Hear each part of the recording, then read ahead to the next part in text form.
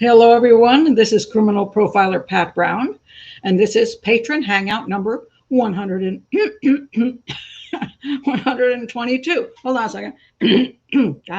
Great. I'm starting out with no voice.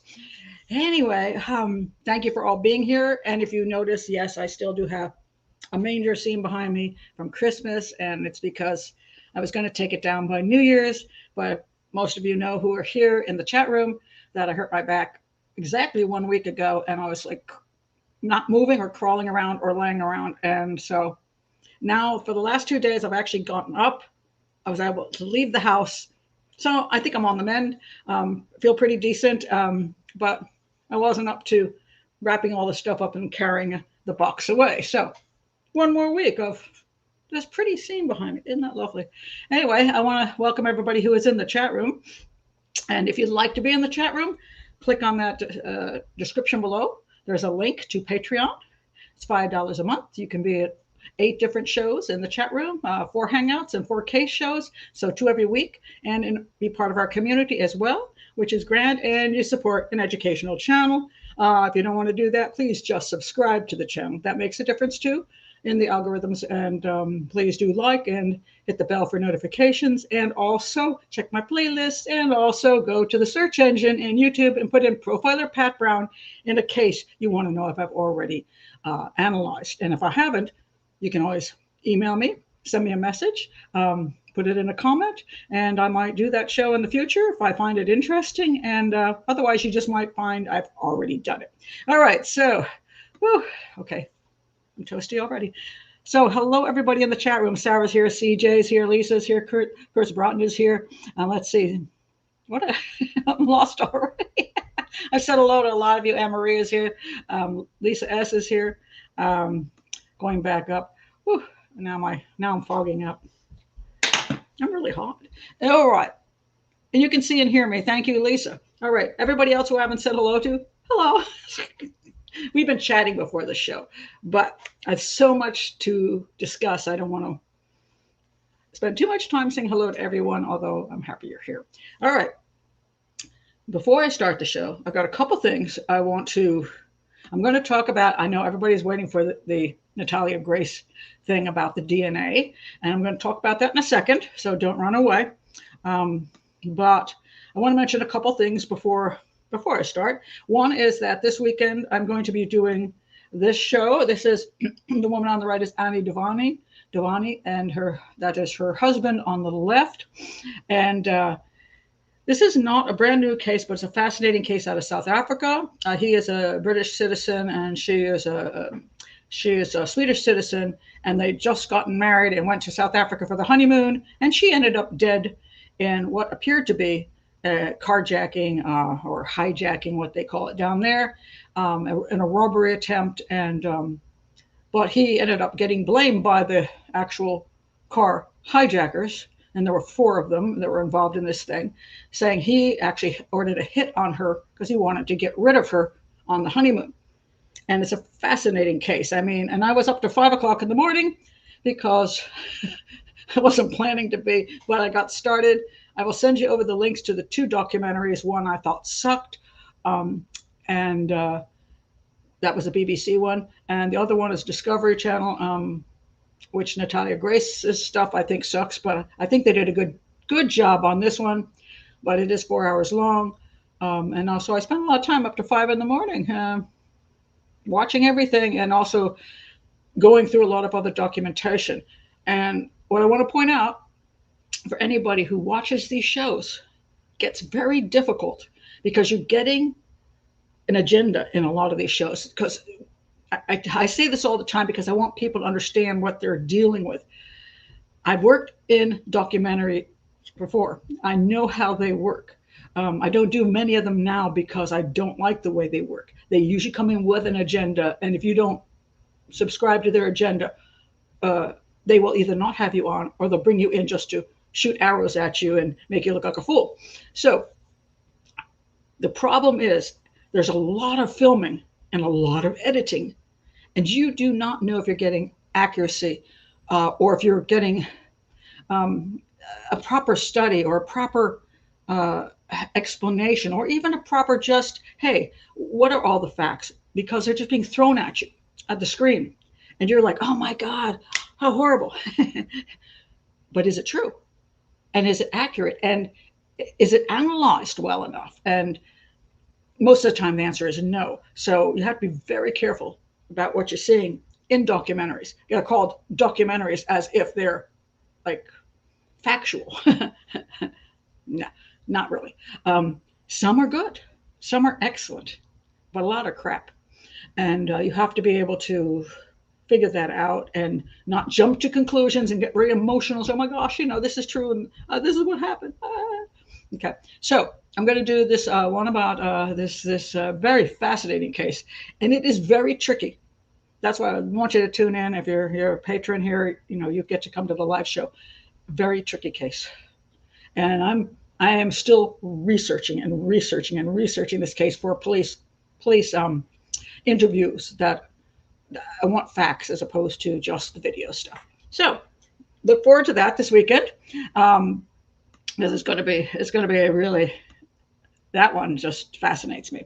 So my favorite documentary, Sandy Passage.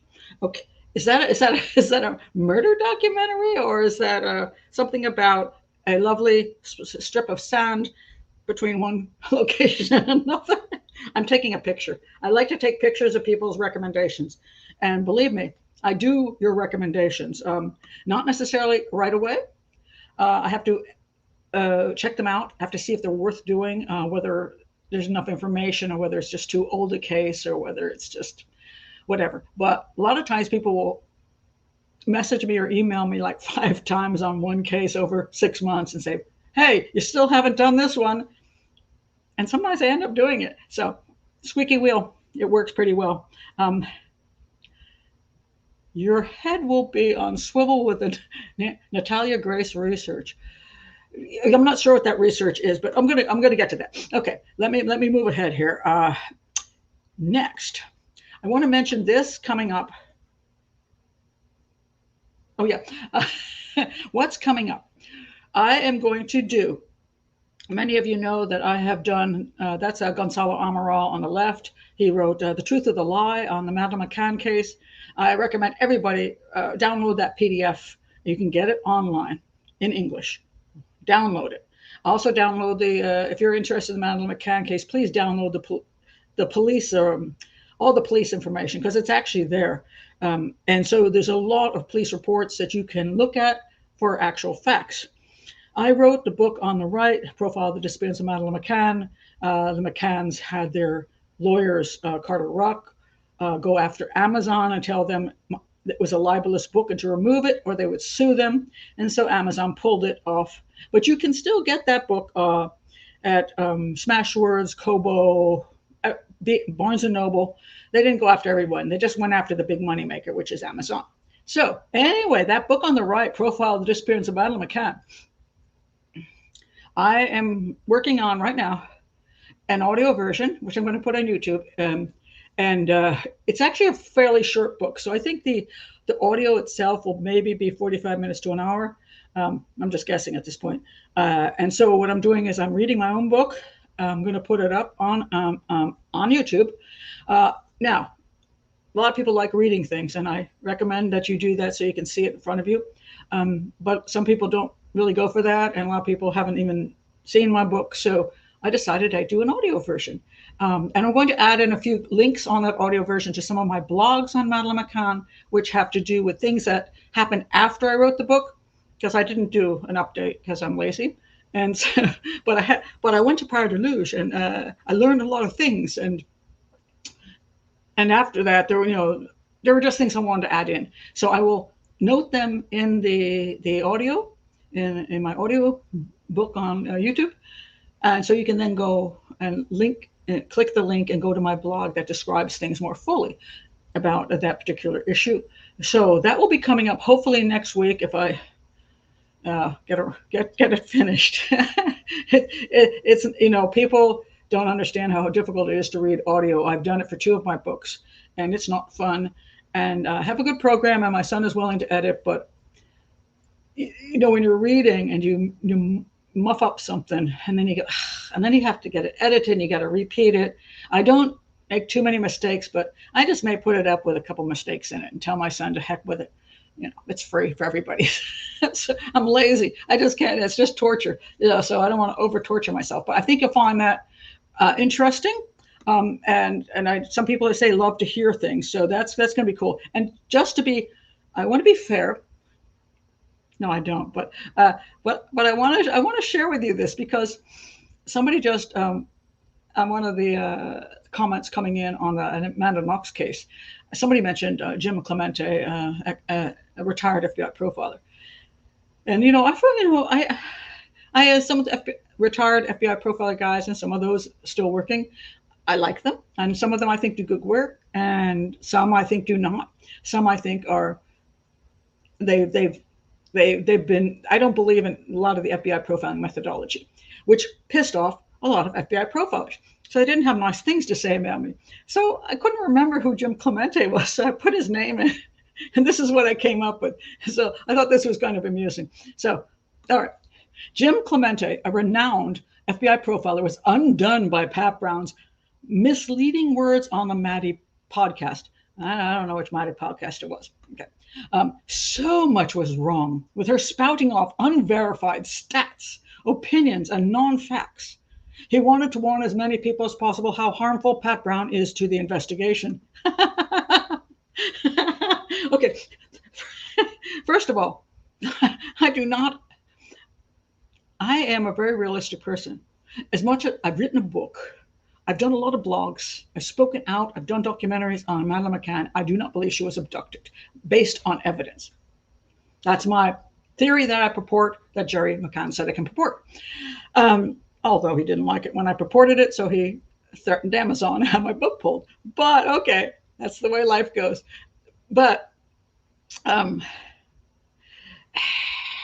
so Jim Clemente says that I'm, completely wrong about things. I'm saying a whole bunch of stuff that simply is not true. I don't know where he got his stuff from, but I find it fascinating. So anyway, here's what supposedly he said, and this was from the podcast, I guess, that he did. Pat Brown is not an experienced investigator. She is not a law enforcement trained profiler. That is correct. I never lied about my background. I'm not a law enforcement trained profiler. That's true. So there are a lot of people who work in profiling who have not worked with law enforcement, and that's also true. She is a self-appointed, self-educated, air quotes, profiler. And some of the things that come out of her mouth, it made me want to throw up.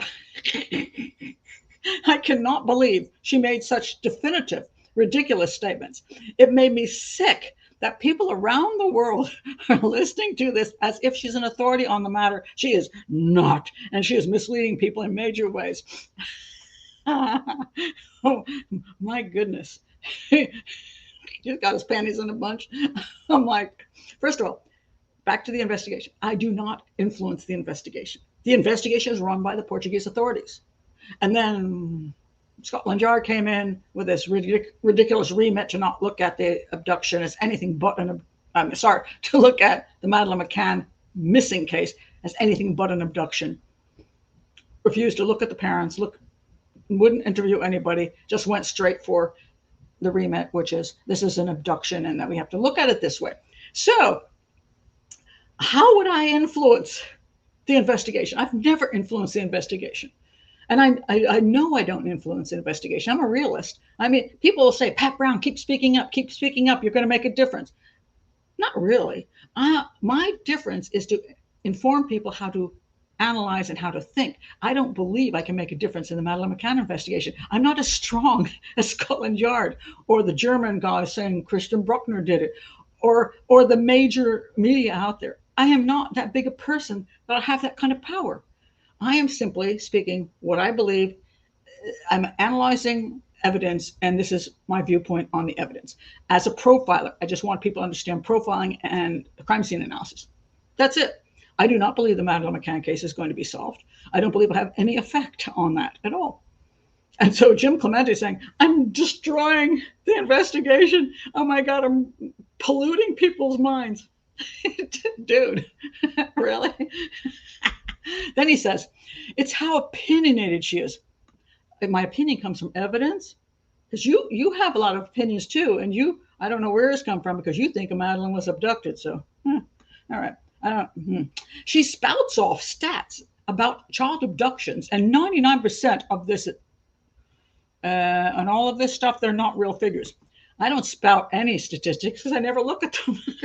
So this is a complete lie. I don't know where he gets this from. I have never spouted statistics because first of all, I don't trust a lot of statistics, and I also think they're kind of boring, and I'm too lazy to research them. And if I do occasionally refer to statistics, I do look up a scientific thing or FBI thing even. And I use your statistics. I said that most children who were kidnapped by pedophiles, child serial killers, usually those children are dead within a few hours. I will say that. I never quoted statistics on it, but it's just true. He's just making up stuff. These are not real figures because I never quoted them. They don't come out of any study. They come out of her mouth. She made them up, and they certainly do not help the investigation because I'm not involved in the investigation, and nobody in the investigation is paying attention to me anyway. I'm not that big a deal. And they certainly mislead people who are listening to the Maddie podcast. I'm just funny. It's just funny. Yeah. All right. So, Jim, I'm going to put out this little audio version of my book. I welcome your commentary. I don't take these things overly seriously. I have people I support and think they're really good profilers, and I have people I don't support as much and don't think they're great profilers. Sometimes I even think they're terrible profilers, but they're right that one time. Now I'm like, okay, I'm even fond of the guy, but he's right on this. Please, people have a sense of humor, because if you don't, go crazy. But I'm going to put out that the audio version of my book. So there you go. That's my little bit today. Wait a minute. You remember the Clemente guy from various TV shows? He has quite a dramatic stance. Oh, he certainly is dramatic. I mean, I'm glad he thinks that I'm freaking that influential. I didn't know it. Oh my God. It's just kind of funny. Oh, this is a good point, Benny. Thank you, Benny. Jim Clemente should address your arguments in the Madeleine McCann case instead of attacking you ad hominem. Absolutely. And this is one of the problems we have, is that even profilers can have a difference of opinion. Lawyers have a difference of opinion. Anybody can have a difference of opinion. You all have a difference of opinion sometime against me, although I'm always right and you're always wrong. I just said that for you, Michaela. You had to know our conversation prior to this. But the point being that, yes, if you don't like what I'm saying, it doesn't really matter if I'm a dingbat, which I've been called, or a has-been, which I've been called, or a self-proclaimed, self-trained profiler, which I've been called, which is not entirely incorrect. I do have a master's degree in criminal justice, but they don't like where it came from. What? Hold on a second. Do you see this? What? Oh, I'm like, is it Tinkerbell? I'm like, what the heck is, I've never seen that before. It must be, it's the winter light. It's getting around my screen over here. And it's I guess the sun is, hi, Tinkerbell, over there. Sorry, Tinker. Okay. I've lost my mind today. Anyway, yes, I agree with you that attack what I'm saying, because you have the right to do that. And I think that's reasonable. There are people, who are high up and high, not so high up, who I disagree with. But if I'm going to disagree with them, at least I'm going to point out what they're saying that is concerning. I don't see what he's pointed out. He could say this is not, what she said here is inaccurate. I don't know. Maybe he did say something else during the podcast. I don't even know what podcast it was, so I'm not sure what it was. But yes, it would be more important to state what I said and then correct it from his opinion. But I'm sorry I made you throw up, Jim. Oh my goodness. This is true. There are reasons occasionally, and I will say this: if the person is a liar, you can say I don't agree with their background. Some people don't agree with my background because I did not come through law enforcement. It's true. But I never lied about it. I've always been very truthful about my background, how I learned things, everything. I've never misrepresented myself. You may not like me for my background, but that's okay. And you can say that. I don't have a problem with that. You could say, well, I just don't think she's properly trained. All right.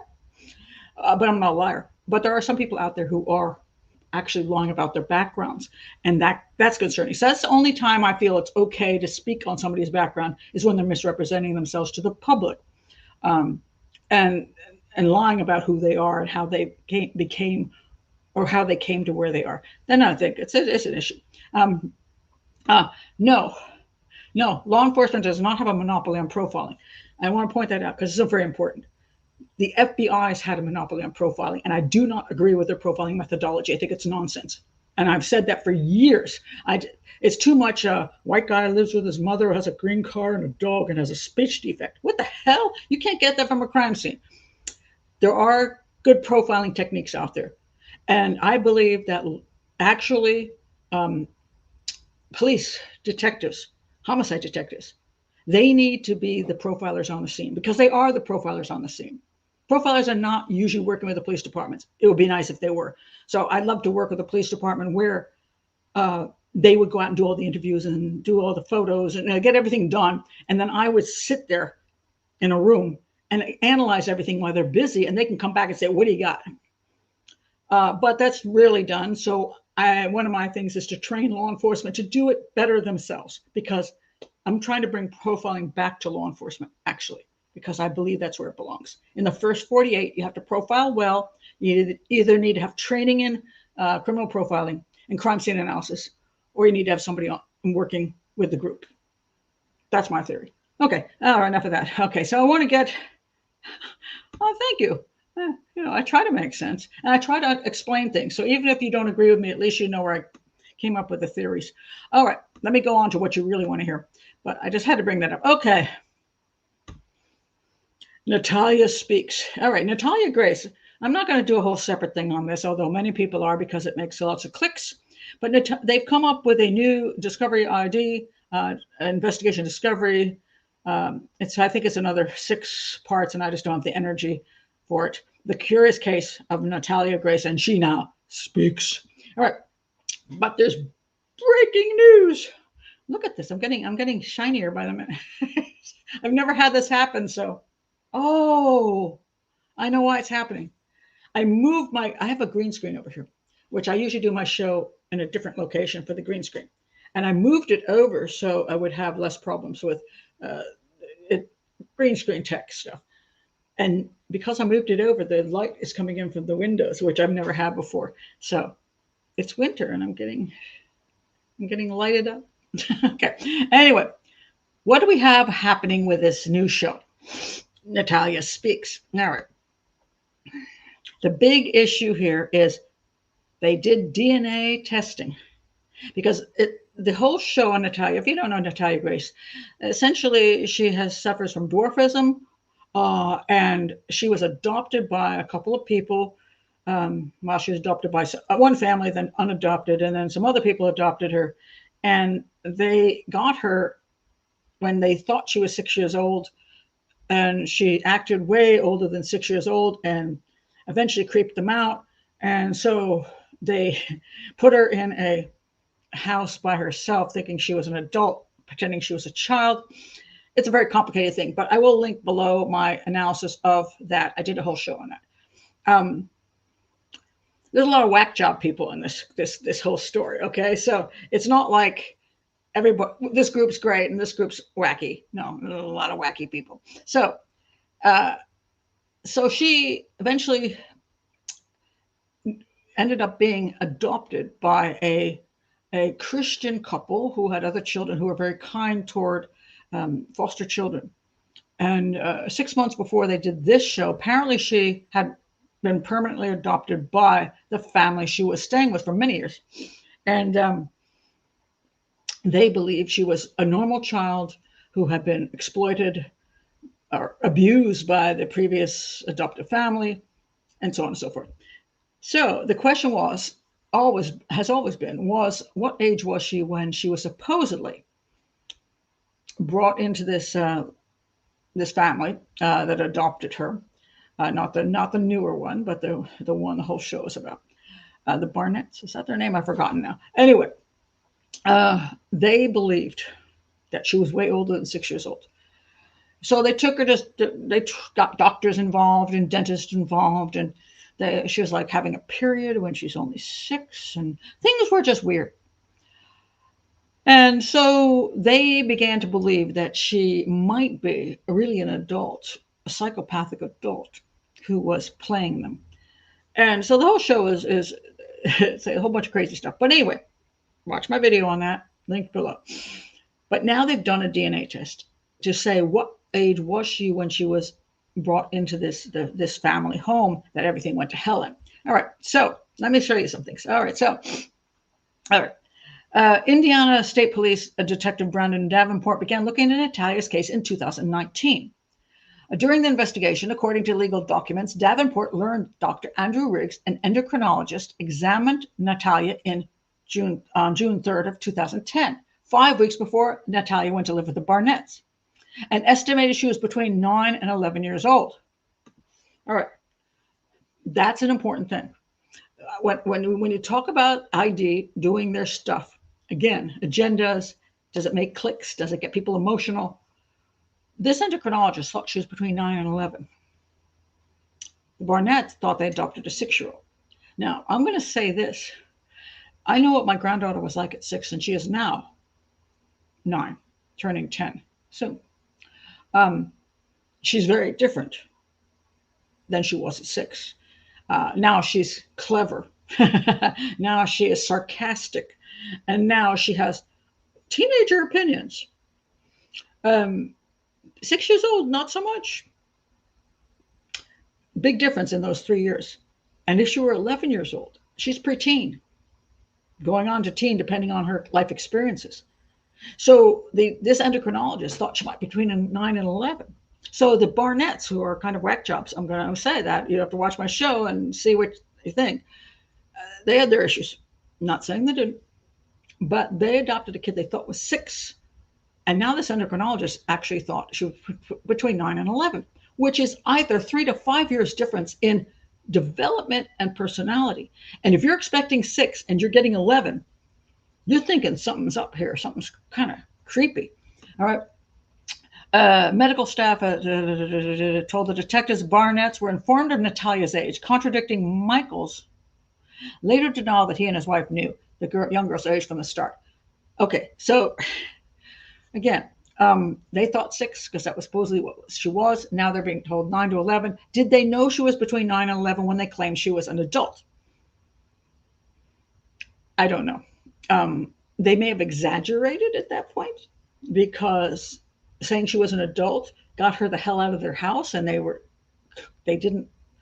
thought she was maybe psychopathic, and they thought she wasn't a 6-year-old, but maybe a teen, and she was like, and so the whole thing is really screwed up. There's no question about that. But you have to be careful where the screw ups come down to without the emotion. Because I know I've dealt with the adoption system, I've dealt with the foster care system, and there's a lot of lying going on. A lot of lying, especially when you get kids from overseas. They will lie about their age in order to get those kids adopted out. And a lot of those children have severe emotional problems, and they lie about the children's emotional problems too. And that also happens in the United States. They will tell you that the kid is perfectly healthy.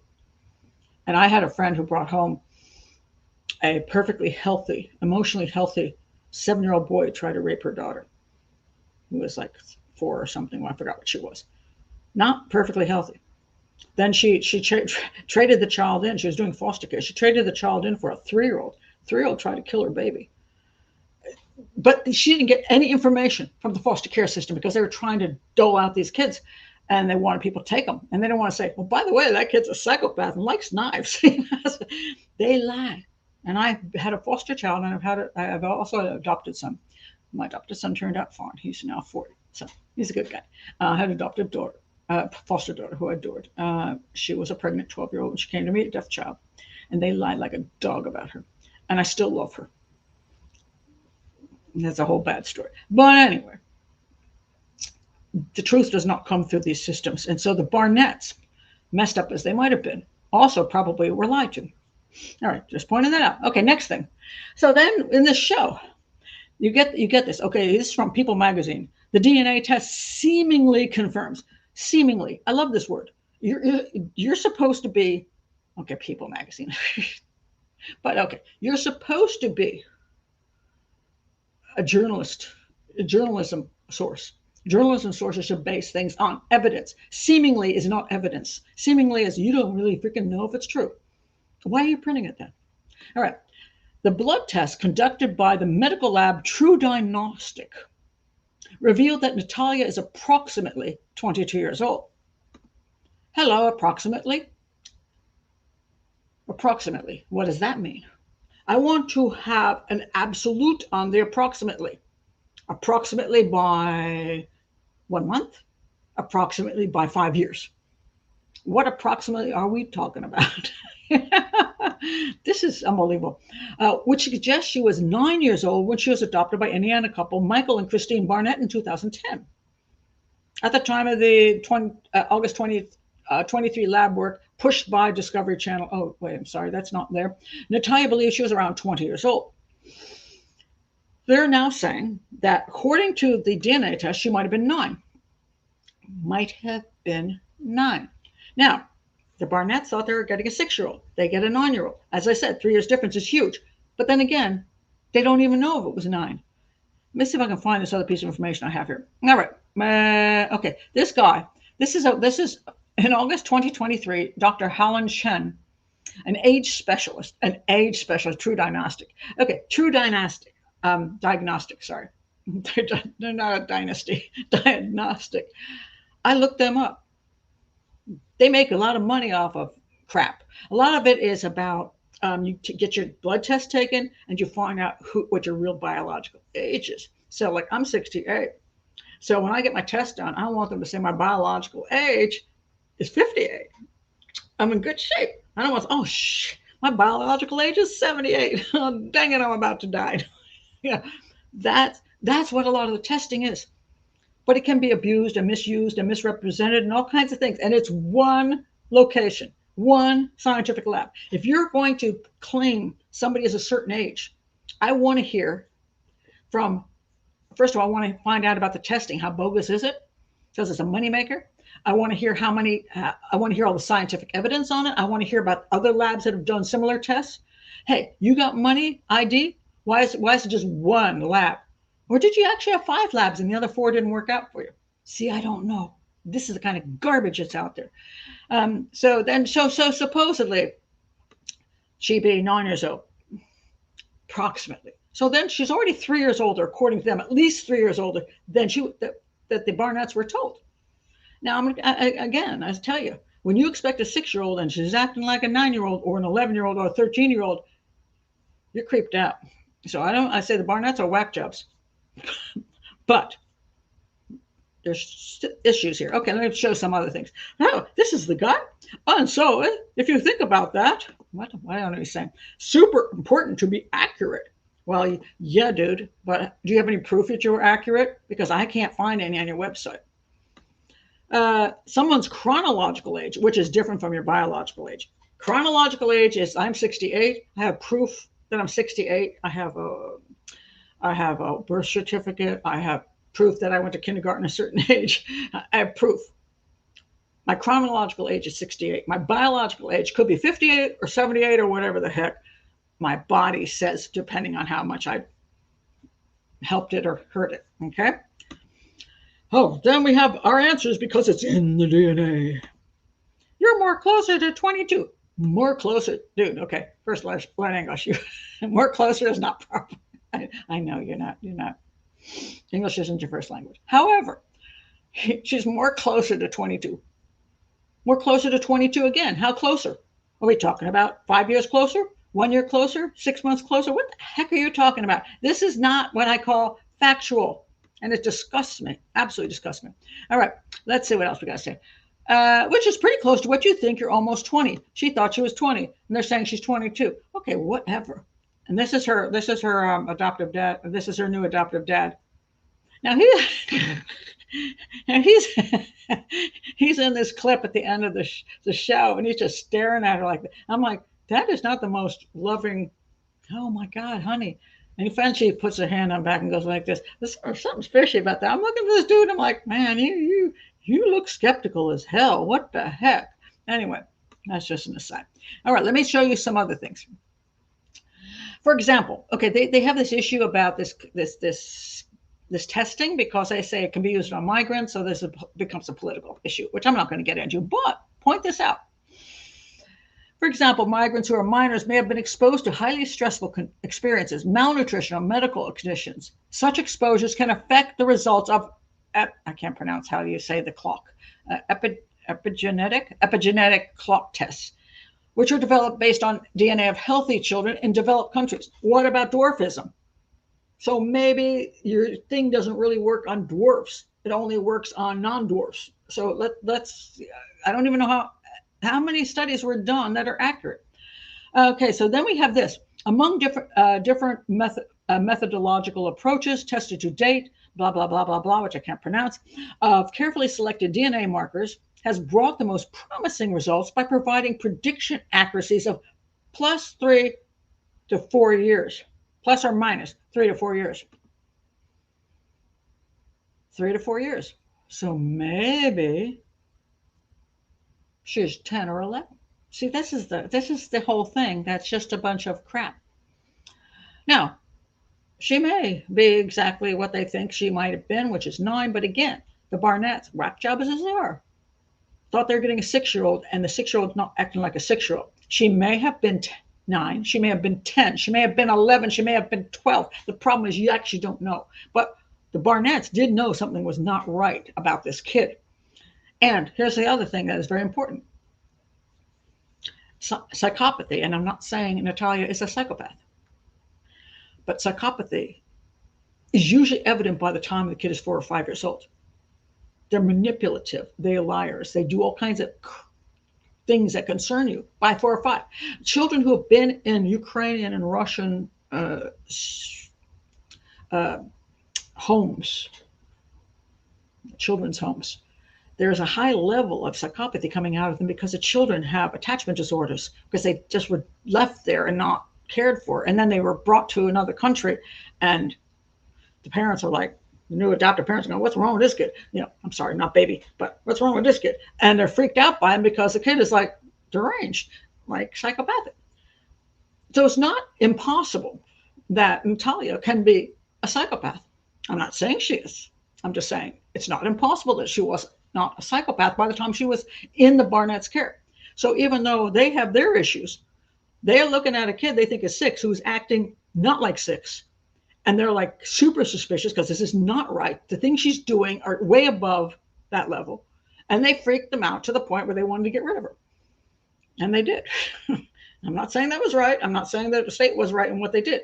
But that's some of the reasoning. Now, interestingly enough, at the end of the show, so this gets really freaky. Okay, let me go to this. At the end, okay, so this show, which I did not watch because I can't stand the thought of it, I watched the end because I learned about the end of the show. So now this is her adoptive dad, her new adoptive dad, and there's an adoptive mom and a bunch of kids, and she looked pretty happy there, and they look pretty happy with her. But then at the end of the show, either ID is playing a game so they can get a 3rd season and make a crap load of money, or it's true. I don't know which one. 2 weeks ago, and 6 months after Natalia's adoption, the producers got a shocking phone call. Cynthia, that's the adoptive mother now. Natalia is stabbing her family in the back. Antoine, that's the adoptive father. She's done other things too. Antoine, Natalia does not have emotions for nothing but herself, which is a description of psychopathy. Antoine, we're done. We're done with her. Is ID playing a game? And if they are, they're a disgraceful bunch of producers. Or did this actually come in? And this family now has had her after the adoption 6 months, and they're like, whoa, now we're seeing something. We've ignored it. We've tried to explain it away for years because she was younger, but now that she's 22, we can't call her a kid anymore. We're concerned that her behaviors are frightening, and we're done with her.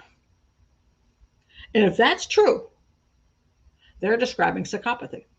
And if that's true, the Barnetts might have seen psychopathy in spite of their mismanagement of the whole thing and the state's mismanagement.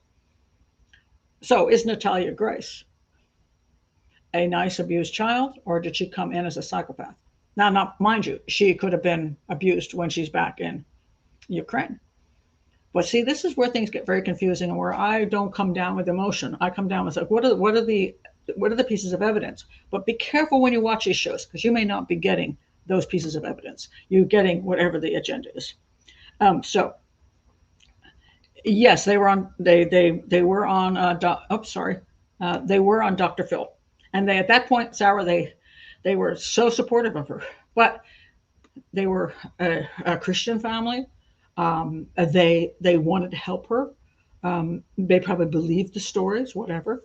Now she's claiming apparently that they also were abusive people, and like the Barnetts, they were using her for whatever reasons. I don't know the whole story behind this yet, because that's going to be season 3. Yeah, better believe. We're going to be. Woo! I'm not sure about that. Let's see.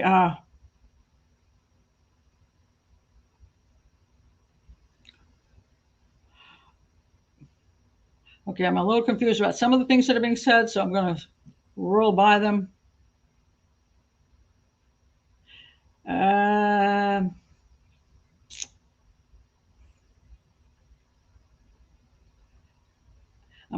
I'd say some of these I have to let go because I just can't understand. You know what? I don't read all the comments while they're coming in because there's so many. That's between the folks in the chat room. But I do look for interesting points here. As far as you're talking about Barnett, so Christine didn't want her because she wasn't a perfect child. She was way too expensive for them, and because she was going to need so much surgery. That may well be true, but it also doesn't take away the possibility that Natalia wasn't the age she was supposed to be, and and might have had a personality disorder. You see, you can get two truisms at the same time. This is what's difficult to understand. A lot of cases when you analyze, you come up with a problem that you can have a very bad person who didn't commit a crime. You can have a good person who did commit a crime. And you can have both. So it gets, when you're doing crime scene analysis and profiling, what you can't have is emotions in there. You can't. I mean, I have emotions. It's not that I don't have them. I have a lot of emotions about a lot of emotions about adoption and foster care because I've done both. I have a lot of feelings about the system.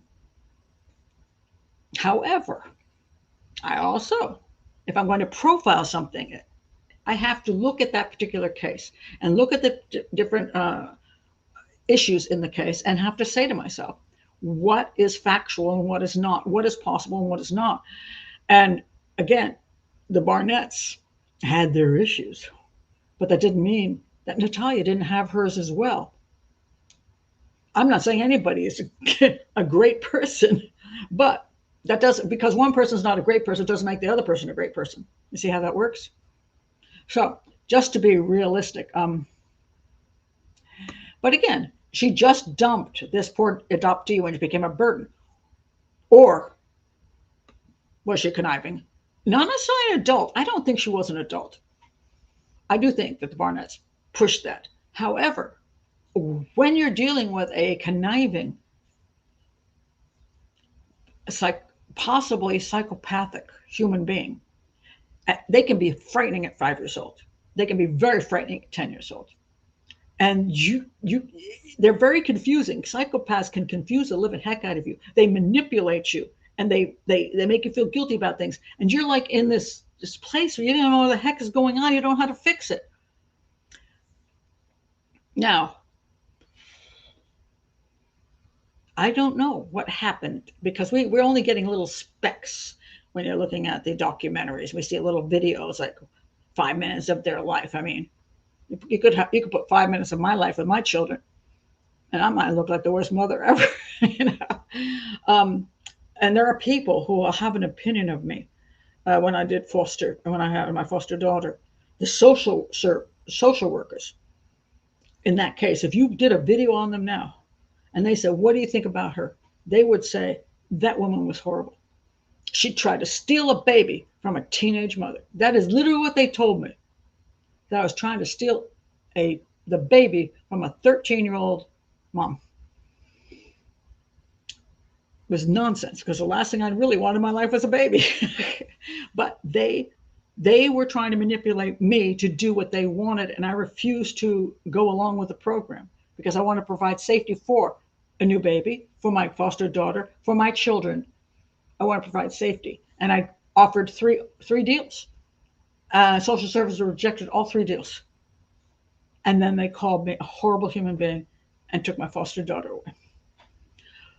But if investigation discovery shows up, and somebody wants to take down Pat Brown, I'm going to guarantee I'm going to look like a piece of garbage, because you're not going to get the true story. And then if I go on camera and tell my side of the story, they will edit the crap out of it till I look like exactly what they want me to look like. So I'm not saying the Barnetts don't have their issues. Not saying that. I'm just saying, got to be careful. This is a profiling channel, not a storytelling channel. I'm not here to tell a story and make you all excited. Whatever I do is about analysis. It's not clickbait. It does not get me a ton of money for telling the truth the way I see it. And the truth is, we have to analyze properly if you're going to do profiling, even in real life. So, the Barnetts they had questionable behavior. So did Natalia.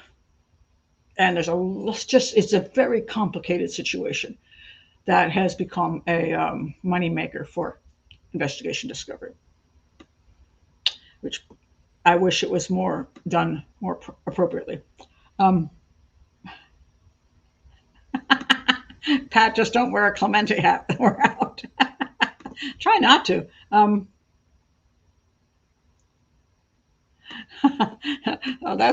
Maybe Pat isn't here for that, but we enjoy the storytelling while analyzing. My storytelling is very short. I know people have actually complained about that. They're like, "We don't even know what the hell the story's about.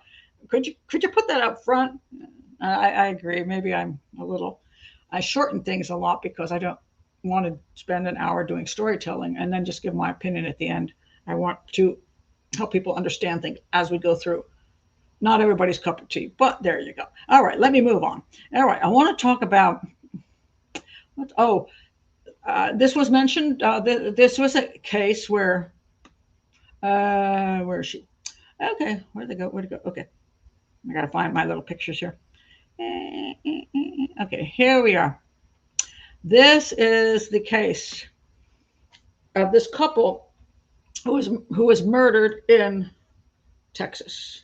All right, let me find my story on it. All right, so I can give you the basics of it, because I do try to sometimes give basics. All right, roll on. Hold on, I got a lot of things open here, so I can't find anything as usual. No, I'm not an organized person. There's a lot of stuff here. Where did it go? Okay, where is it? Is that it? Hold on a second. So anyway, San Antonio police. They released a video of the persons of interest in the killing of pregnant teen. Now, let me just tell you the basic story. This is pregnant teen Savannah Soto. And She is here with her boyfriend, Matthew Guerra. Uh, they are together. She was supposed to show up at the hospital and to have the baby, and she didn't show up. And she ended up with her boyfriend dead in a parking lot in his car. Okay, an apartment complex. Both of them shot to death. What happened to them? All right, I have the wrong thing here. Let me find the actual story. They caught the guys that did this. Hold on a second, let me find it. Okay. Is this it? Okay, this is coming out of Court TV. Oh, the new oh, no, that's the one I'm going to get to in a minute. Sorry. Here we go. These are the guys that were arrested. Father and son. I know the guy on the right looks like a female, but okay. Anyway, the guy on the right is the one that shot them. 19-year-old. He's 19 years old. And his father helped him cover up the crime because he shot them and then he needed to move the body someplace. So daddy helped him. One drove the car of Matthew Guerra, the boyfriend, and the other one drove his own vehicle. And they went to an apartment complex, which they lived pretty close to. Dumb things. But anyway, the idea is that there's lots of people around. You park a car in an apartment complex and then the police start looking in the apartment complex, right? So anyway, they were found in the apartment complex, but there was video showing two cars there and one of the cars moves away. So you sort of know that that's not where they were killed. So a 19-year-old's father were arrested and charged Wednesday night in connection with the murders of pregnant Texas teen Savanah Soto and her boyfriend Matthew Guerra, who were gunned down in a... You're not going to guess why they were killed. You're just not going to guess. Why do you think these two were killed? Do you think they were just, I don't know, kissing in the parking lot and somebody shot them down? Why were those two killed? What could be the possible reason? A bizarre love triangle? No. Thank you, Sarah. Drug deal fail. You betcha. Drug deal fail. Look at that, people say don't jump to conclusions, but you don't. Oh, sorry. You don't have to jump to much of a conclusion. This is a guy with a bunch of gold teeth. He's holding a big fat ass stack of money, holding up what appears to be some kind. I don't know my gang sign shit, but anyway, some kind of gang sign thingy. I'm cool, and she's there with him. Hey, drug deal gone bad. Yes, so it says that they were gunned down in a drug deal gone bad. Oh, look, Sarah, same words. Last month. Christopher Preciado, I don't know if I got that right, 19, and his father, Ramon Preciado, 53. Yeah, dads are great. They help you move bodies. Kind of like, let's see, who else? Joran van der Sloot. But dad's dead. We can't push that on. Anyway, they were nabbed by San Antonio police more than a week after the young woman and her beau were killed with gunshots to the head. They were found dead in a car outside an apartment complex, and the unborn baby also, of course, died in this thing. Christopher was charged with capital murder, while Ramon, good old daddy, was facing charges of abuse of a corpse by moving them. More charges pending. It appears to be a narcotics-related deal that went bad. No, sure a lot. Okay. All right. She was supposed to be induced, and that's why she didn't show up for the appointment. That's how they knew something was wrong. And the family, very upset, because they said, and this is what I got to talk about, that they got killed in a drug deal is not a big fat surprise. All right, it's not. But mom, Savannah's mother, says she was in the wrong place at the wrong time. No, mom, she wasn't. She was with the wrong person willingly. And let me tell you about the piece of crap that she's with. This piece of crap. Guerra. All right. New details are emerging in the tragic case of a pregnant teenager and her boyfriend, whose bodies were discovered in a car in San Antonio the day after Christmas. Okay, they're searching for the persons of interest. This is prior to this happening. But they do know that Guerra was on probation for assault causing bodily injury to the girl, to his girlfriend, to Soto. According to the online court records, the misdemeanor offense occurred on Christmas Day. Guerra's attorney confirmed this detail. At a June 2023 hearing regarding the assault on Soto, Guerra pleaded no contest. He was sentenced to a year's probation and was barred from communicating with Soto in a harmful or injurious manner. What? I'm pretty sure that if he's around her, it can be harmful and injurious. So what the heck? Oh, I'm not allowed to be around you if I want to hit you in the face? Okay. That meant that he could contact her, but there were conditions. Don't hurt her. This is the dumbest thing I've ever read. Anyway, online court records further indicate that Guerra was arrested again in September on 3 more unrelated offenses: reckless driving, unlawful possession of a weapon, and evading arrest. He was awaiting indictment on the charge of evading arrest at the time of his death. He was out and about. Why is this guy not in jail? He had an illegal weapon.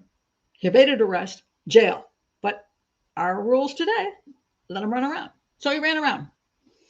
Now, he ran around with whom? Oh, yeah. Girlfriend.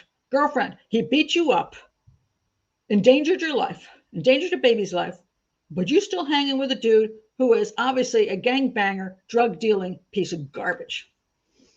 Soto was a week past her due date when her body was found. Okay. So she's dead with him. And the mother's like, finally, they caught the bad guys that killed my innocent daughter. Your daughter's not innocent. Your daughter is supporting a drug dealer. The drug dealer your daughter was with is poisoning your community, poisoning children in your community. She was putting her baby at risk by being with this piece of garbage. Your grandchild died because your daughter didn't give a crap about her grandchild because she wanted her boyfriend and whatever money he was giving her. Yeah. I have not too much sympathy. I'm so sick of people supporting drug dealers, people selling drugs and saying it's not a big deal, people carrying guns that are illegal, shooting people. I am done with all of that. I have no reason to say, oh, I feel so bad. I don't feel bad. I feel bad for the baby. The baby didn't deserve it, but you raised your daughter to hang out with drug dealers. That is a damn shame, isn't it? You did something wrong. Go look in the mirror. Okay, that's my soapbox. Benny, do you want my soapbox? That was my soapbox for today. Whew. The suspect. The killers, of course, they're drug dealers. The guy was a drug dealer and shot them. But he was buying or ripping off another drug dealer. I don't care. I do not feel sorry for the guy that got shot or his girlfriend. I'm sorry, I just don't. You're a bunch of drug dealing criminals. You all die. You play by, well, they say play with the sword, you die by it. Okay, you died by it. I feel sorry for the baby. That's who I feel sorry for. The rest of you criminal, drug dealing, poisoning the community and killing children, I don't feel sorry for. Sorry, just don't. Imagine pulling, well, okay. Imagine pulling a trigger on somebody with a belly like that. Imagining taking your belly with your drug dealing boyfriend to do a drug deal. Imagine that. Imagine staying with your drug dealing violent boyfriend who beat you with your belly like that. That woman, Savannah, she's responsible for the baby. She got her baby killed. Sure, somebody else helped pull a trigger, but she still got her baby killed. It's just disgusting. This is very true. Lives are expendable in the narco culture. It's so sad to see senseless violence and young people subscribing to this lifestyle. It just frustrates the heck out of me. And I've joked about this recently. I was watching, to study Spanish, El Señor de los Cielos, which is the Señor of the Skies, based on a drug dealer in real life in Mexico. But I had to stop watching it because I kept waiting. I wanted everybody to die. I wanted his wife to die. I wanted his son to die. I wanted his mother to die because all of them, oh, I don't know why this is happening to me. It's because you support drug dealing and narcos. You deserve to die with him. It's like, why am I supposed to feel sorry for you? You know, you're living the life. You take their money to live in big, huge villas, gorgeous places, to have lots of money for your fancy clothes.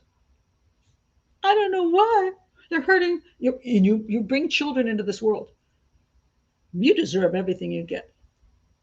Zero sympathy. Ah, ha, ha, ha, ha. Just, yeah. Yes, life has consequences.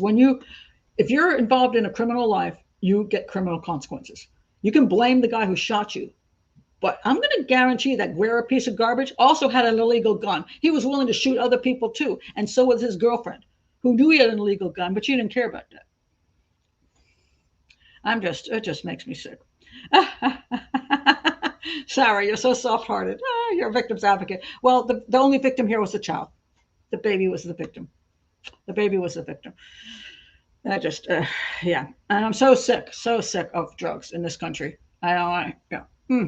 Just so sick of them. By the way, here's an interesting case. Speaking of that, who would think this is such a freaky thing? And I realize now it might be happening more than we realize. Where's my picture? I can't find my picture. Well, I lost my picture. It's a simple picture. Okay. Oh, there it is. This is an interesting story, and this may be more prevalent than we knew. It's a case of serial homicide by a person who's not actually a real serial killer, but is committing serial homicides. And you say, how is this true? It's called drugs. All right. Well, how does this happen? Let me find the story of this. Okay, hold on. Okay. This is a place. They're investigating this location at the moment. Medford police have launched an investigation after authorities were contacted about a patient's death at the Asante Rogue Regional Medical Center in Medford. This is in Oregon. Hospital officials confirmed that the police are investigating one death, although families of two alleged victims have confirmed the loss of loved ones in interviews. Now, they're actually saying it may be 8 or 10 people at this point. What is happening? What is happening is this. Multiple hospital sources who declined to be identified. I always like that. I'm sorry, but if you're going to say something, you should put your name out there. I have never, ever said one thing without putting Pat Brown on. If I'm going to speak up, give an opinion, give a fact, I will put my name on it. If I lose my job, if I get shot down, whatever, have a stalker, I don't care. My name, if I'm going to say something, I think I should put my name with it. Multiple hospital sources who declined to be identified confirmed dozens of patients injured by medication diversion. I've never heard of medication diversion. This is an interesting one. The act of replacing a medication with another substance. Sources allege that a hospital nurse was removing fentanyl from IV bags and replacing it with tap water. Two families shared their stories, blah, blah, blah. All right. What happened here was allegedly caused, this person got an infection from tap water put into their IV, caused by a central line infection that resulted after the hospital nurse replaced fentanyl with a non-sterile tap water. And another person said they had the same thing happen to them, that the pain medication was tampered with. So the nurse was stealing fentanyl from the patient these were critical patients. These were patients who had real serious issues that were in the ICU. And they replaced it with tap water. And what were they doing with the fentanyl? Either they were using it themselves or they were selling the fentanyl. If you don't think drugs are a big problem in this country, you now have nurses in the hospital. This is scary. You can be in the hospital and you're getting medication. You think you're getting some kind of pain relief or something because let's say you have cancer or whatever you've got and you're in severe pain. And they steal your medication and put in something that gives you a massive infection, sepsis, you have organ failure, you die a horrible death because somebody else wanted to either enjoy fentanyl or sell it. And they become serial killers in the fact that they do this to one person after the other. Now, mind you, this is not typical serial killing. They're not enjoying necessarily. The whole point of serial killers is that they kill for the thrill. They're not doing that. These people are just collateral damage for drugs. Collateral damage for drugs. That baby, Savannah's baby, was collateral damage. I don't have sympathy. And you've got people in the hospital stealing fentanyl and killing people to steal the fentanyl. I have issues. I have issues. It's not okay. And the problem is we've gotten to this point where we feel sorry for everybody. You know, it's one thing to feel sorry for them. It's another thing to allow them to harm other people. Because guess what? Those people you feel sorry for really feel sorry for the people they harm. That is the truth. You think they do, they don't. When they're dealing drugs and seeing that people are falling over, dying in the streets, and little children are getting hold of things and dying from the drugs they sell, they're not going to therapy to get over their sadness that they're killing children. They just want to make the money. They don't care. So, Savannah and Matthew. Okay, that's sign language. TB. Too bad. Baby, very sorry. Oh. So, yeah. Pity, pity. Baby, sorry. Drug dealers, too bad. Savannah was a drug dealer too. If you support a drug dealer and you take money from a drug dealer, you're guilty of an accessory to drug dealing. All right, back to my soapbox. just got very frustrated. So, has the nurse been arrested? Apparently, I think that nurse is no longer working there, and I don't know what's happened. Just sad. Yeah. Don't know. Yeah. Okay, I'm going to go to a story that's just really interesting, so we can get away from this because I'm on the soapbox. I hate drugs. I freaking hate drugs. I just do. I've seen it do too much damage to people. And it's killing our country, and it's killing a lot of countries. So it's killing Mexico because of narco traffickers, narco traficantes down there. It's harming their country horribly, and the people are suffering from it. But then that stuff is transferred into our country, and we're buying it. So we're supporting narco trafficking in Mexico. So we think that Mexico, I don't know what their problem is. No, we're the problem for Mexico because we are the ones with the money. That's why all the drugs flow across the border. And it's just sad because we're killing our own people and we're killing their people. Not that they're totally, not to blame too. Okay, but I just hate drugs. It's become a worldwide issue in so many places. And it's not mild drugs. It's killing. It's drugs that kill. And not only do the drugs kill, but the culture of drugs kills as well, because you have violent gangs and violent narcos, and it's just incredibly sad. And so people go, oh, we should give people a break. I'm like, I'm done with giving anybody a break. I am. But let's go to the more interesting case that is not to do with drugs. Let's go to this one. All right. So this is really interesting. Somebody brought it to my attention. I will put the link below. The Unsolved Mysteries. This is a Robert Stack one. Missing person. And this is the one I looked at along with other information. And I'm not going to do a whole show on it because it doesn't need a whole show, but it's really interesting, the people's thoughts on this. All right. So anyway, there's these two guys. All right, let me find the information on it. So the guy on the right, hold on. I got to find it. Here we go. All right. The guy on the right. Well, the one they're really concerned about, and that the show was about, was the guy on the left. His name is Keith Reinhard. Keith Reinhard. He's been missing since 1988 from Silver Plume, Colorado. Okay, they don't know what happened to him. Okay, he was 49 years old when he went missing. 210 pounds, 6'2". Walked away in a pair. He's wearing a plaid flannel shirt, some blue jeans, and nothing else. Some say that he might have had a can of soda in his hand, and he was going to go hike that mountain behind him. All right. Now, The story is very strange. All right, so this is the town. Okay, this is the mountainous area that he went to hike in. He said, "I'm going for a hike." I'll tell you in a minute why he said this. But this is the town. This is a tiny little town. Okay, now this is Silver Plume, Colorado. Now he was last seen in this little town on August 7th, 1988. After he closed his antique shop. Okay, this is the location of his antique shop. This little place here. He decided to climb to the summit of Pendleton Mountain. All right. It was about a 6-hour hike over strenuous terrain with no path, loose rock, and heavy vegetation. He had climbed the mountain before, but never alone and never as far as the top. So he'd been in the mountain, but with somebody, and they just still, hiking around.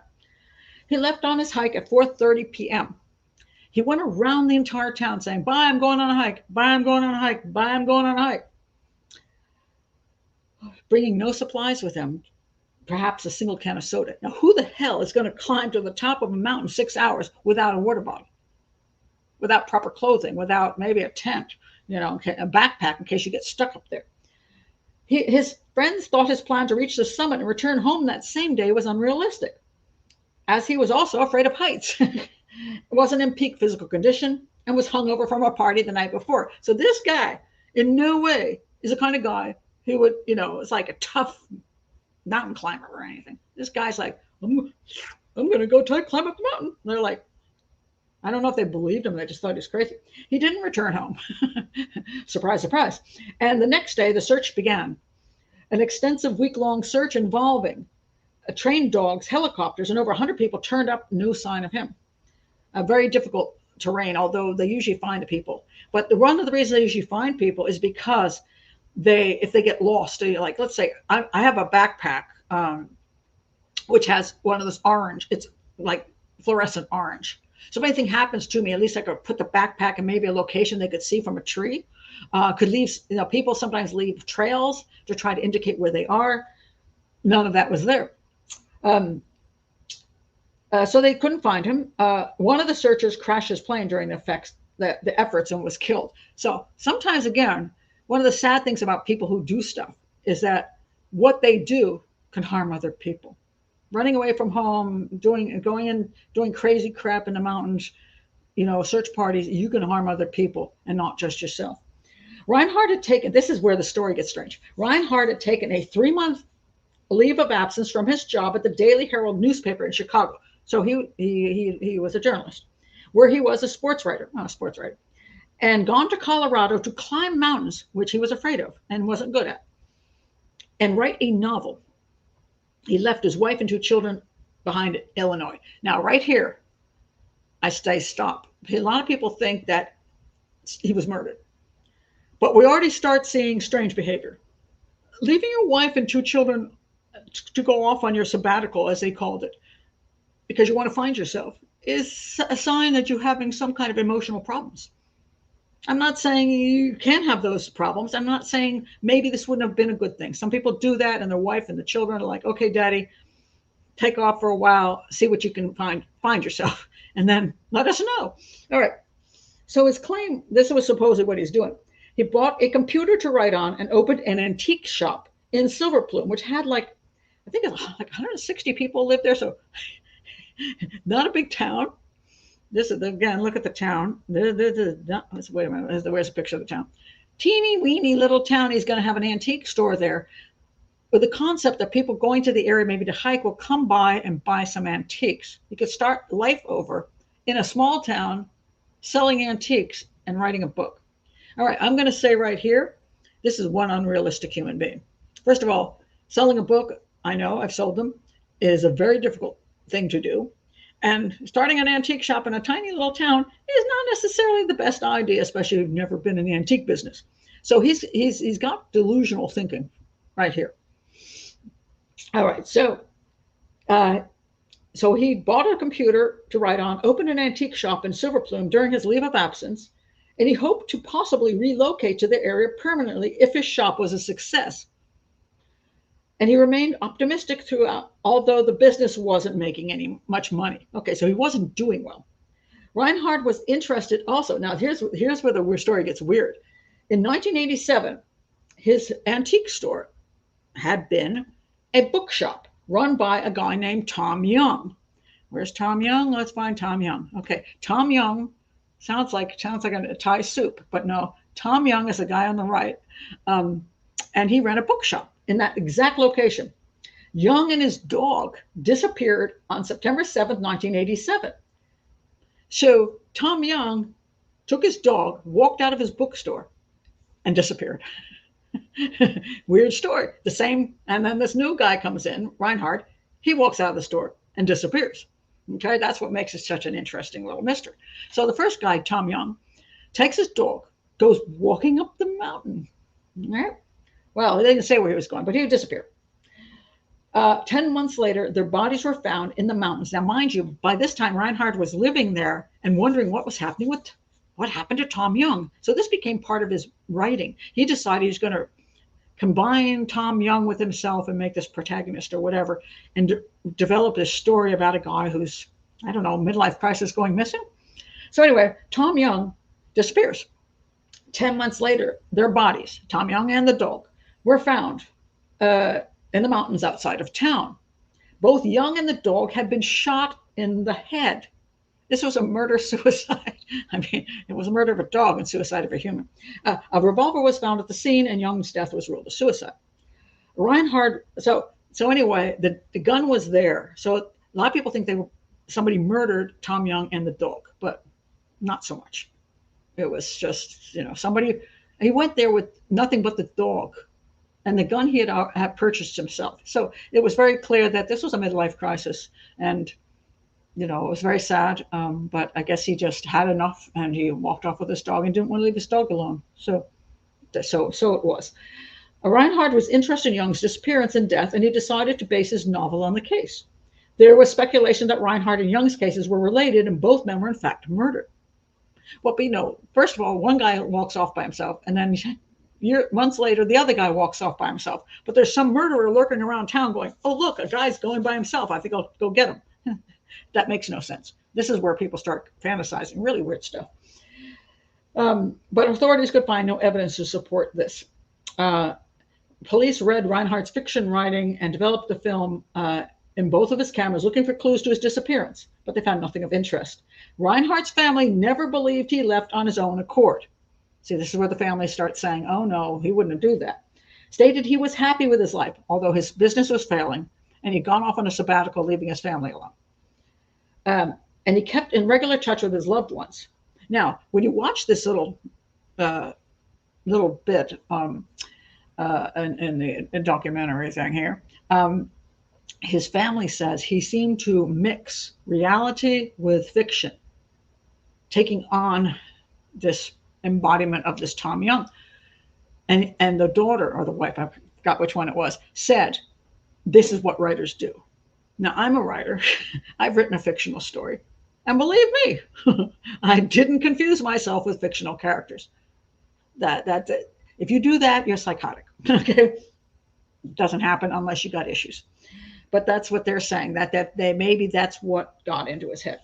So there's many rumors, none of them have been supported. Now look at this. This is what's in the show. Tom Young's body was found. It was found, and then this is what happened. Still in the computer were these words. These are the words from Reinhardt. He's writing his book. And this is his unfinished novel. He says, he calls the guy Gypsum. This is the name of the protagonist in his story. Guy Gypsum changed into some hiking boots and donned a heavy flannel shirt, which is what Reinhardt left wearing, mind you. So he was Gypsum, this guy, fictional character. He understood Tom now and his motivation. Why would he understand Tom and his motivation?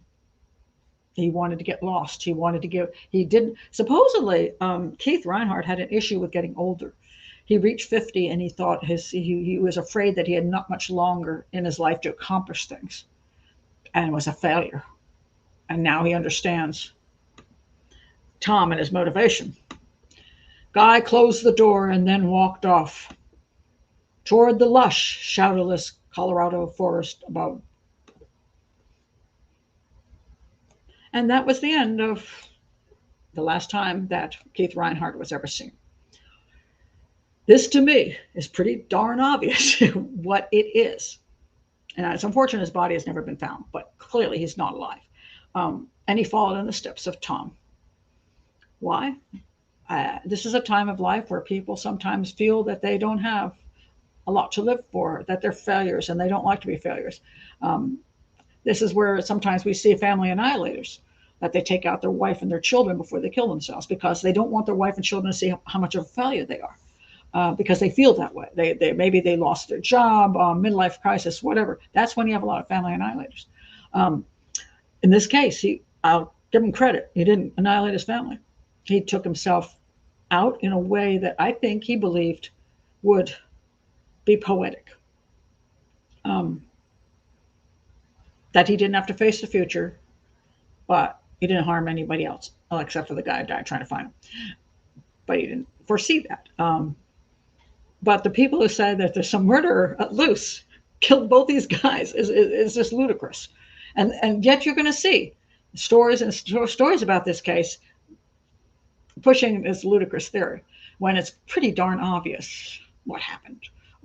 And sometimes what's sad for the police is that they're like, we it's pretty clear to us. And then the family's like, no, he was murdered. And then they harass the police for the next 20 years. And then, I don't know, I haven't checked the internet to see how many stories were done on this case, who are saying that it's a homicide.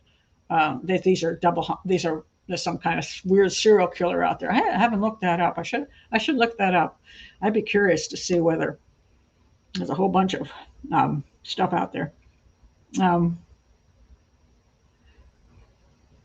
Let's see. The sound of the 160 accursed. It's a small town. I'm sure it's a lovely town. And they seem like they're very friendly there and all that. It's just that, coming from a big city to a small town with this kind of crazy idea that you're going to run I mean, I think it's fine as a sabbatical. I can kind of see that where you want to try something out. I am planning to go to India next January, in January 2025. I'm planning to go to India for 3 months. I will be doing YouTube from India at horrible hours because it's a terrible time problem there. But I don't like the winter, and I want to spend the winter someplace else. And I've been to India 5 times, but I've never lived there for more than a month, and I want to try 3 months. And I picked out a city, Indore. If you're from India and you're from Indore, contact me. I need friends. I picked it because of the weather, the lifestyle there, the things I can do there. But I'm thinking of doing that for 3 months because I want to check it out. And then if that works, I might do 6 months a year. If it worked, I might not do that. I might say, oh my God, this is just not working for me. I'm not going to do it again. I'll go to Hawaii, which I'd love to go to, but it's expensive at the moment. I understand that feeling when you want to try something different, and it's okay to try something different. But sometimes what happens is that's people's last hope of something different that's going to make a change in their life. And when it fails, they get really depressed.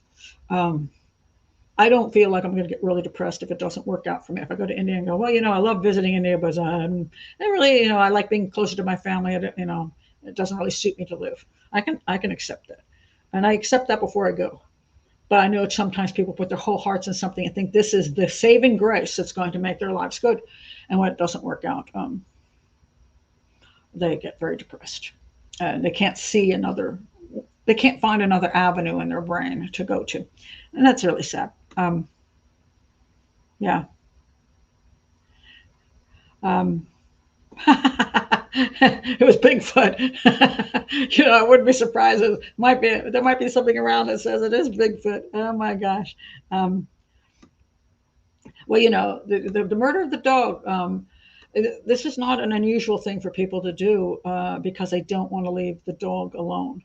They feel like the dog will be sad, and the dog won't have a good life after they leave because they've loved their dog, and that's sort of what we see in family annihilators. Sometimes they take out their entire family because they don't want to leave their family in pain. Not realizing that, the dog could get over it and have a new great owner and be perfectly happy for the next 10 years. A lot of it is an inaccurate perception of oneself and one's importance. a lot of times we think we can't be replaced, and the reality is most of the time we can be replaced quite well. And sometimes people will like not quit a job because they're like, I don't know, I don't want to leave these people behind without somebody like me doing the job. And then they finally have to quit. And then the next day there's a new person there and everybody's perfectly happy. And you think, crap, I could have left 5 years ago. They didn't really need me. Not saying you didn't do a good job, but just that most of us are replaceable in one way or the other. Not to our family or our friends necessarily, but you know what I'm saying. Sometimes we just... Pat's couch surfing. India is a great place as far as cost goes. You can live and you're quite cheap. Get a room and a home, and a lot of families are very lovely. So when you live with a family, you get included in a lot of activities, and you don't feel so lonely as if you live in an apartment by yourself or a room just somewhere. But if your room with a family is quite lovely, and I like being around people. So yeah, well, we'll see. Well, if I get knocked off, yeah, if I don't show up one day, we'll see what happens. I got till January next year to figure this out. I'm studying Hindi and Indian Sign Language, so I can work at the deaf school there. I only know a little bit of Indian Sign Language, so I'm going to learn a little bit more, and that gives me, some other things to involve myself in the community. So, yeah, so we'll see. They got table tennis there for me, pickleball. Art classes, and then I'll still do my work, but I just thought I can get out of here in the cold. I don't like cold. So yeah, let's see. No, yeah, maybe, but nobody I know of at the moment. So no, at this age, well, that would be a miracle. Oh my goodness. Oh, really? I don't play ping pong. I play table tennis. So I will take up that challenge. If you're going to Hawaii, tell me where you are. I will couch surf it in Hawaii with you, and I will play table tennis with you. I'm good for that. I will hop on a plane, and that is not a lie, because I love Hawaii. So anyway, Lord. Anyway, let's see what else I have here. Let's see. Okay, got a couple more things I wanted to talk about, but I thought that was a fascinating case of where people kind of go off on some weird tangents when they're analyzing things, and it's not necessarily true. So let's see, what else did I want to talk about? I had a couple of other cool ones here. I wanted to mention the person you were asking me to mention. This horrible woman.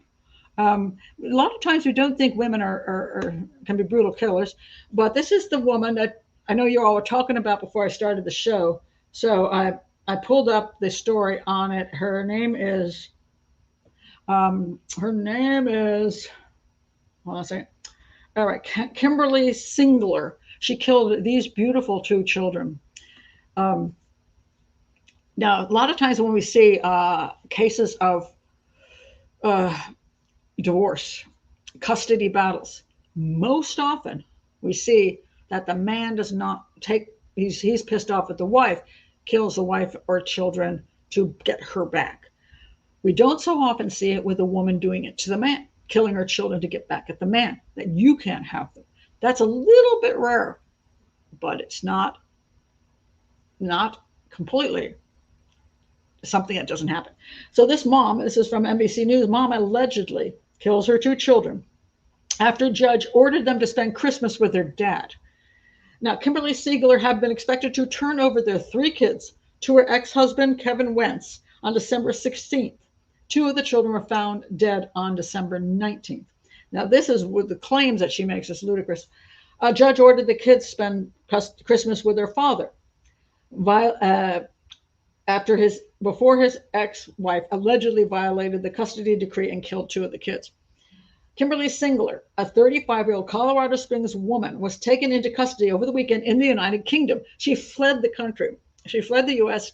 and she's over there in the UK. And good for you, UK, they caught her. And held in connection with her killings of her younger daughter, 9-year-old daughter, and her 7-year-old son. This is the story. The police responded to a 911 call about a burglary at the condo, where they found 2 dead children. Their mother and their 11-year-old sister were taken to the hospital. Police eventually said there had been no burglary. and issued an arrest warrant for Singler, who had already fled the jurisdiction.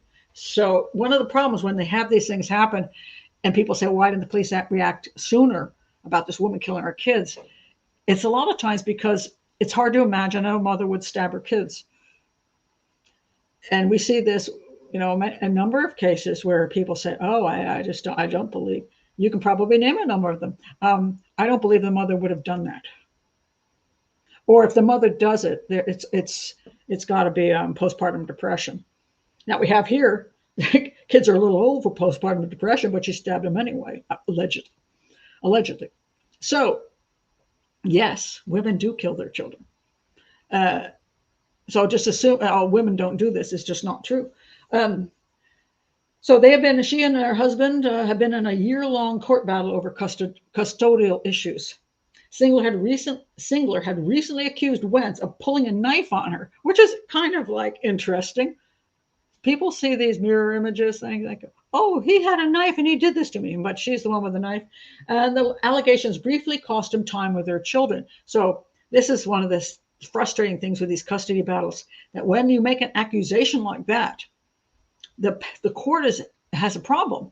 They're like, well, she says he pulled a knife on the kids. You can't just leave the kids there, because then they might get killed, because most of the time it's the guy that does the stabby thing and leaves. And, you can't leave the kids there. So she had a clever move. I'll say that he pulled a knife on the kids, and she got custody for that time. The court eventually ruled that Wentz didn't represent a threat to his children before lifting the restrictions against him spending time with them. Now, if she was really concerned about their safety and that she didn't want her kids, that the courts are wrong, that he really did pull a knife, she didn't want her kids to go back there and get stabbed, she would have run with those children, because there are people who've done that. They've run, and I'm not saying they're right or wrong. I'm just saying, if I thought my kid was going to get killed by my ex, I might run, because I want to save my child's life regardless if I have to go to prison. So some people have done that. Sometimes they run and claim that that's why they ran, and it's a big fat lie. But I'm just saying, she could have chosen that, but she didn't. Instead, her kids get stabbed in her home. The court ordered make-up parenting time, with the children set to be turned over to Wentz at the police department, actually, and then he's going to get to take them home. But she didn't appear with the children, because Wentz went to court on December 17th asking for emergency action and a law enforcement to assist enforce parenting time. Hearing was set for December 20th, which turned out to be a day after the slayings. So the day before, she decides that he's not going to have them, apparently. All right. So right now they're declining to comment further. She's found in the UK. They brought her back. The ruling to restore Wentz's rights to see his children appeared to include a request by the court for both parents to undergo polygraph tests about the knife allegation. Singler declined to take the polygraph, but the court said that refusal played no role in reinstating his rights, but she did refuse. The court cannot rely on the polygraph. That's true. One woman here who teaches family law, Jennifer Hendricks, said she was struck by the highly unusual court request. She said it's, generally speaking, inadmissible. But still, you worried about your children going to your ex's house because he might stab them, but they end up stabbed at your house a day before you're supposed to be in court. And there's no proof of a burglary. So I think the third child may not supposedly was supposed to have lived, but apparently did. So we're going to hear more about this case. But what a horrific thing. I mean, it's just when you're talking about personality disorders, and whoever did this, if she did it, she suffers from a severe personality disorder. If she had accused her husband, her ex, of trying to stab the children, it is possible. I'd love to see the past of this woman. So I'll probably talk about this in the future. Does she have Munchausen syndrome? Munchausen syndrome by proxy. How much has she done in the past that has been manipulative, lying about the kids and about the husband, saying the husband has done these things and he didn't do these things? How much of this has happened? And I don't know yet, because I don't know much about the story yet. They haven't gone into any details. So we may find out about that. But I'm going to say if her husband didn't if her husband didn't bring out a knife around the kids and she did, I'm going to say she may be suffering She may have a personality disorder known as, it's a behavior of psychopathy, which is Munchausen syndrome or Munchausen syndrome by proxy. A lot of false accusations. And I'd be curious to see her history of that. We don't know yet, and she's not proven to have done anything yet, but it's going to be an interesting to see what comes out of all of it. Let's see. Oh, ooh, I said proxy somewhere above. Well, you're smart. You're smart. Let's see.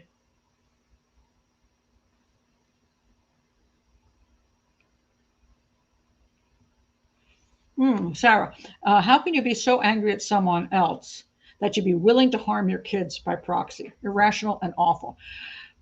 Well, was she really angry at him? Or has she been playing a game that you can't have them? Only I can have them. And this is a game that's often played between two parties. And to get to the point where you would harm your children just to not let the other person have them, that's clearly some kind of personality disorder. That's just not normal. I mean, people care about their kids more than anything else if they care about their kids. But if you have a personality disorder, that might be psychopathy.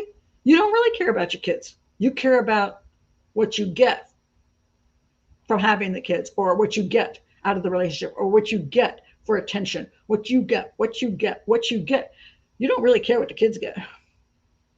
Because to think that it's okay to kill them because you're annoyed or because you want attention or whatever, that is not normal. And that means you have a personality disorder. Poor kids. I mean, we really, truly, when you're born in this world, unless you prescribe to the concept that, it's a karma thing where like, well, you sucked in your last life, we're going to give you those crappy parents. I mean, or it's just a dice roll. I don't know which one it is, but really, really scary. This is correct, Harper. Psychopathic women often go under the radar. They do. We have a lot more sympathy for women than we do for men. Like even with the Savannah case and Guerra, there's a lot of people aren't going to be sympathetic toward Guerra. Oh, it's his fault. He got his girlfriend and the baby killed. What about her? She's just like had no choices. She couldn't help herself. She was. It's true. Women get a lot. We have a trouble understanding that women can be pretty lethal people. Women can be vicious. Women can be manipulative, and they can be liars. And they're, humans are humans, whether you're male or whether you're female, just have different methodologies. What men do tend to be more violent. Women do tend to be more manipulative. That's kind of the way, I've always been as a species, because those are the things that have helped us get control. Power and control. Men get much more power and control off of physical strength. Women get much more power and control off of wiles, shall we say. And I know somebody will say, well, that's real old-fashioned thinking. And of course, it's not true for every male and every female. It's reality. But, and so therefore, yes, women can be pretty lethal people too. That's a shame. Yeah, this is, so beautiful and innocent looking. I can't, it always just horrifies me to think that that child got to that point, somehow believing that their mother cared for them or their father cared for them. And to have that, had to look in your parent eyes and see them do that to you at the last moment. Yeah. It's bad enough it's a stranger that does it to your kid, but to have your own parent do that to you, or your brother or your sister. It is hard to fathom. It really is. But, human beings, can be some wicked people. Okay, so I'm going to close this up with one more thing I want to talk about. Because I mentioned this last week and I forgot to get to it. And I just think it's interesting. And I lost the piece of information last week, so I found it again. Okay.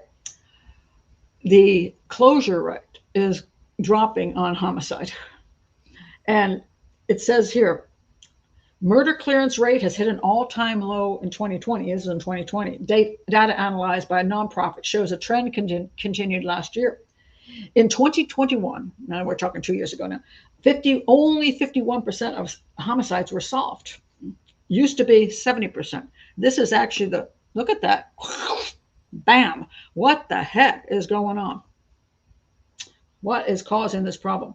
A case is defined as cleared when an arrest is made or there is an exception, such as a suspected killer being dead or incarcerated.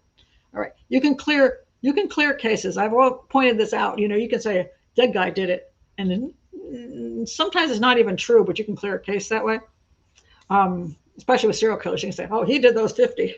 No, we got 50 cases closed. It's actually true. So anyway, there's a project called the Murder Accountability Project. A guy named Thomas Hargrove is the founder. And what is the reason for the closure rate dropping like a rock? And here's the ideas on it. They're saying that a lack of experienced personnel. You hear every cop saying we can't do better because they don't cooperate. But these he's saying young cops don't know how to talk to people and get them to cooperate. Okay, first of all, there's not enough training. This is true. We have less and less people joining the force, and they're lowering the standards because we can't get police anymore. So the attitude that the public has toward the police now has prevented them, when they go talk to people and say, we don't want to talk to police, we don't like you guys, has caused them not to be able to get witnesses. And that's been a huge problem. Tax bases, they don't have enough money. They just don't have enough police to even do the work anymore. Not enough boots on the ground. It's a huge problem. Let's see what else they had to say here. They also said this, inadequate resources to properly fund local police departments. Not enough homicide detectives. Very true. My daughter was a homicide detective for a couple of years, 2 or 3 years now. And she was so exhausted. She worked so hard, and they just didn't have enough detectives to work. Not enough trained detectives. I complain about this all the time. Homicide detectives do not go through training. Not enough forensic technicians to go to crime scenes. Not enough laboratory capacities. We simply lack the necessary resources to properly investigate major crimes.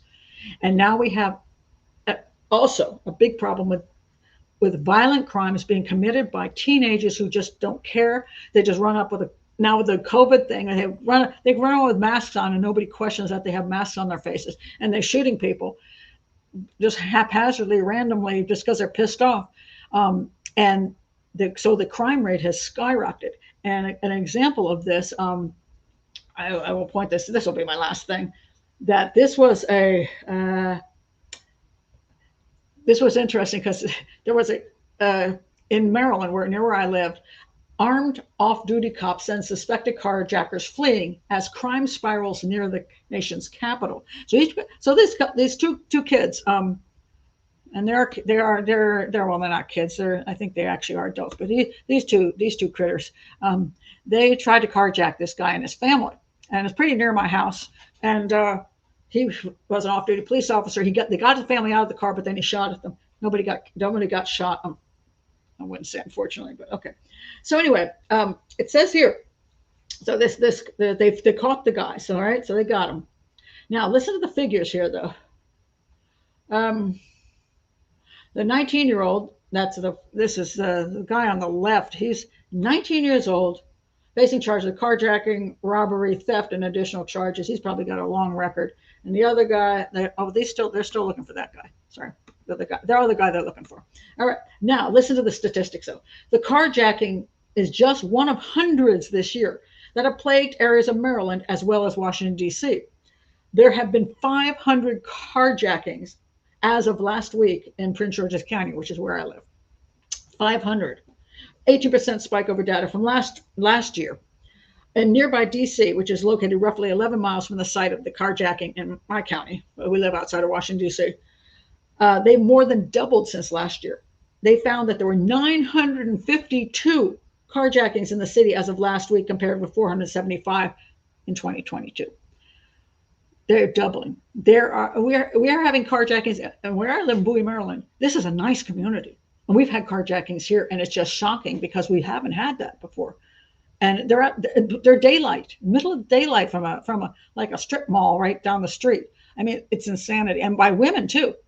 There was one recently, two girls, and there was another one that was horrifying where a couple guys carjacked a car, and then they picked up some friends, and then they ran from the police and smashed the car up, and it burned up, and all the kids died.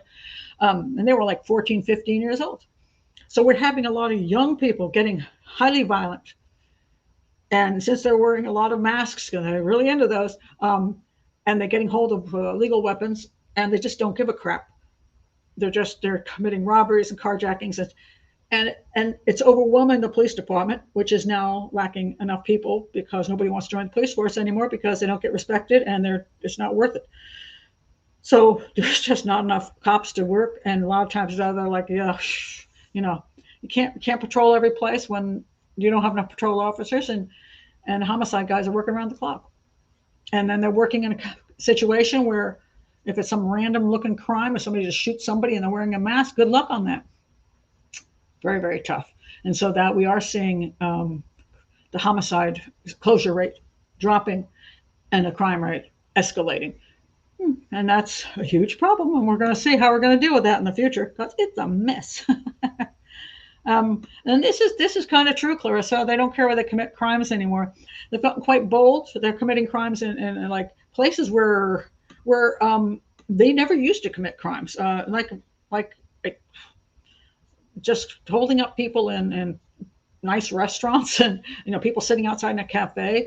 I mean, it's kind of crazy stuff. It's really, really it's creepy. Sounds like Cape Town. Well, we'll see on the weekend when I do the show about Cape Town. Where they do have a very high rate of homicide and rape and violent carjackings or hijackings, as they're called there. Yeah, it's a lot of it is poverty, hopelessness, and also just broken up families, drugs. Again, drugs. It's just gotten to the point where people, when you don't. I'll say this for the end of my show, because I do believe this is true. When you do not see future, you do not see hope. You cannot envision life in the next 5 or 10 years as being good in some way or other. Then people, they just don't care. They can often just not give a crap. So when I remember this situation when I was younger, I was traveling across the United States to go to Hollywood. And I stopped in St. Louis, Missouri, to get more money to keep going. And I worked at this IHOP on the midnight shift. And it was mostly pimps and prostitutes, and they didn't tip well, which was surprising to me. So I got like $1 an hour, and I'm like, after the tips, I got like $2 an hour. I'm like, this is stupid. And so I went to quit, I'm like, I'm not doing this. And there was a girl there, and she'd been there for like 4 years. And I'm looking at her going, what the heck? Why are you still working here? She goes, I have no place to go. I don't see any place else I can get a job. And she's making this horrible money.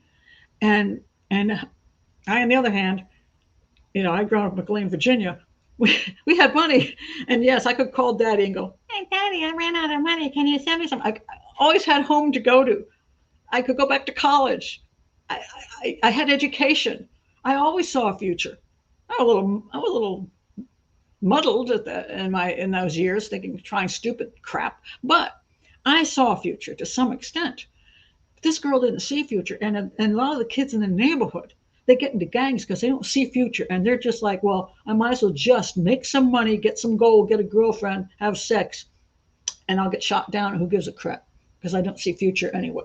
Because I don't see. My daddy left a long time ago. My mother, she's a drug user. So I don't see any future. So for myself, I don't even like my future. I see some people my age and I don't like what they look like. And that's because we've lost a lot of the community where even when people were poor, they stayed together. There were a lot of churches that were very active in the community. And then there were a lot of elders in the churches and men who could reach out to the young people and show them future. But when you don't see future, that's why you have midlife annihilators, because they don't see future. They've gotten that far and they say, well, I just lost my job. I'm never going to make more than mid-management. I'm depressed. I got nothing. Because they're very, there's a lot of narcissism that goes with it. And then you've got your school shooters, your young people, mass murderers. They don't see future either. Gangbangers don't see future. If we don't provide future for people, it's depressing. And it's also seen even ageism. A lot of people get frustrated because they don't see future. It's like, well, we're already dealing with getting older and maybe having some physical disabilities and whatever we got to deal with, but we can't even get a freaking job because no one will hire us because we're at that age, So people get depressed when they don't see future. Future is very important. And some people see future through their spiritual beliefs. That gives them hope. Some people see future just through their grandchildren or whatever. Some people just have a great attitude, but young people need to see future. And you take away their families, you take away a decent community, and you flood the place with drugs and crime. Nobody sees future anymore. So I'll say this about Savannah and Matthew Guerrero. I guess neither one of them really saw future, which is pretty sad. And so they contributed to the destruction of the community and their own lives. So anyway, that's my last little soapbox for today. Yes, indeed. Oh my goodness. Well, this is Harper. What I don't get is I don't see future, so let's ruin everybody else's. Misery loves company. It's anger. A lot of it's anger. It's like, if I can't have it, you can't have it. If I've been deprived, I don't want you to go off thinking, oh, that guy's a loser. Look what I got. I'll take away what you got too.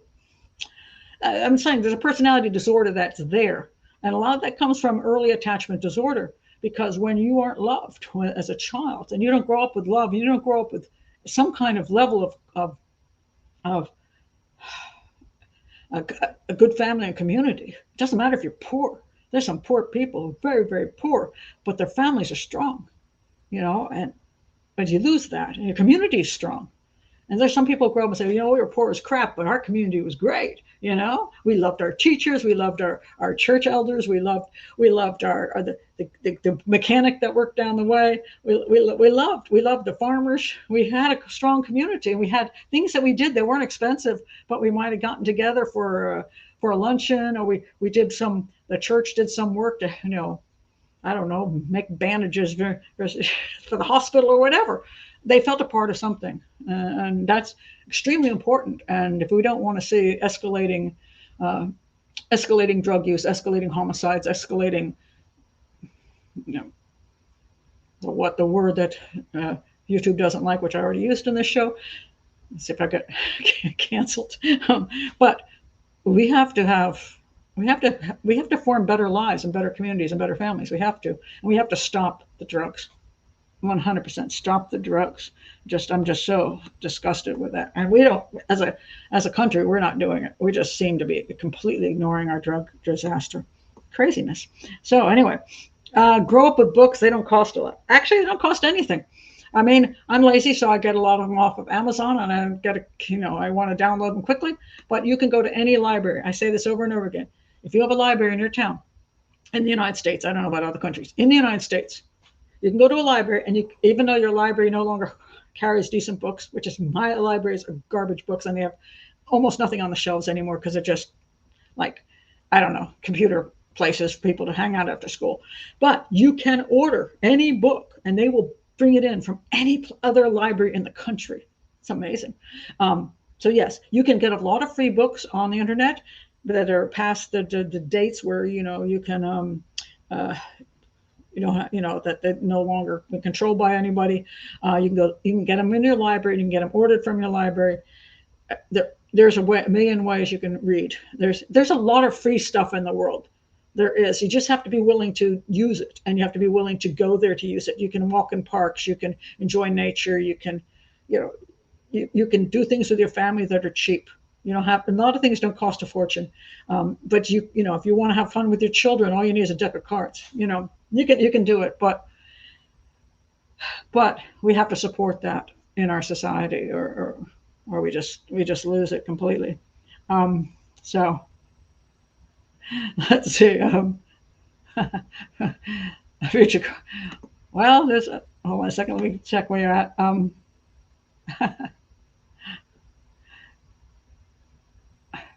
Well, going to school and making something of your life, that's useful. Learning technical skills. To believe me, some of the people, there's so many jobs out there these days that do require physical labor that people don't want anymore. But a lot of that's where the money's at. And you can learn good skills and technical stuff. Um, and you don't always have to go to college, which oftentimes is a waste of money. But you know, there's always a way to learn something. But again, you know, it's a matter of caring about yourself and about the people around you and about your family and community. And it's just the self-centeredness of I just want what I want it now. And if I'm in a bad mood, I just want to be able to alleviate that with things that are illegal. And it's destructive as heck. So I hope so, because it gives me a future, Michaela. YouTube's not an easy place to get a future with, but I'm still working on it. So, oh Lord. Anyway, I'll stop here. You know, I never know where I go with these things. You know, I don't have any plan when I do the hangouts. People give me great ideas about stories that are up there. I find new stuff coming in on the news, but you know, I don't ever have a real solid plan. So you get what you get. So I believe, yes, Whitney Houston. I believe the children are our future. Well, they are, and that's why you're supposed to take care of them. But somehow we've kind of lost you know, the plot, I think. And it's just so sad, so sad. So anyway, thank you for being here. And again, I'm going to be doing, I'll be doing the Annie case, which I swear to God, I haven't recovered from not sleeping last night over this one. It is complicated, and I'm going to I'll send you out a link. But yeah, they are. There's a great Discovery Channel, which is 4 parts. It's on ID. It's called Annie the Honeymoon something. The other one is BBC, and I found that on YouTube, and it was dreadful. But a very complicated case. Is he guilty or isn't he guilty of committing to hiring these guys to kill his wife on their honeymoon? And it's very tricky. So, and I don't know, I'm at this point where I haven't come to an absolute conclusion yet. All right, so that's what I'll be ruminating over, and I'm still doing a lot of research to get all the details.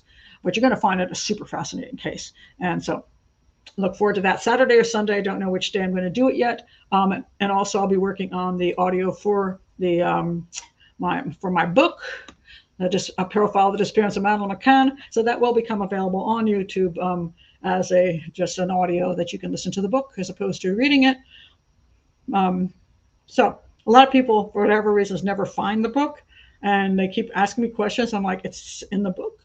So I think for some people, the audio might be very useful for them to understand more points about the case. So that's what I'm going to do.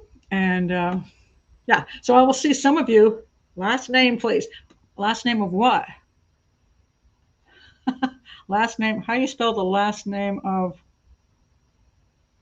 what? Dewani, Dewani, Anni Dewani, Anni. Is that what we're talking about?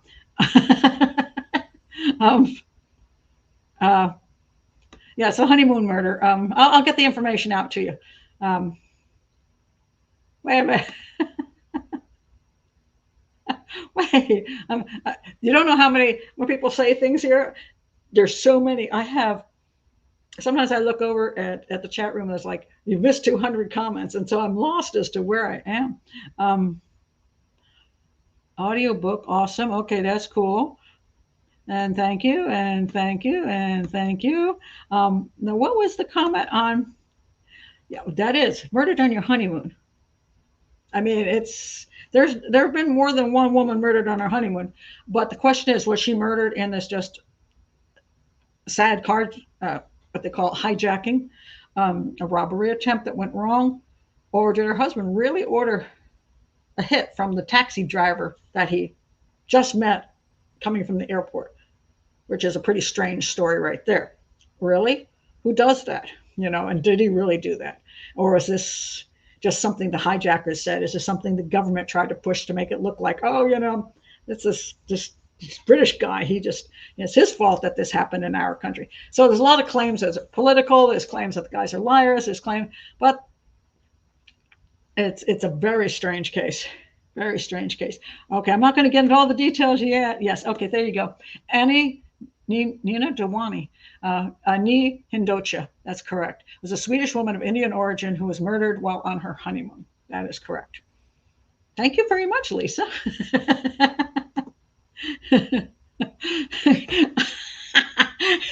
I watch your old videos, and when you lose pictures, I just start laughing.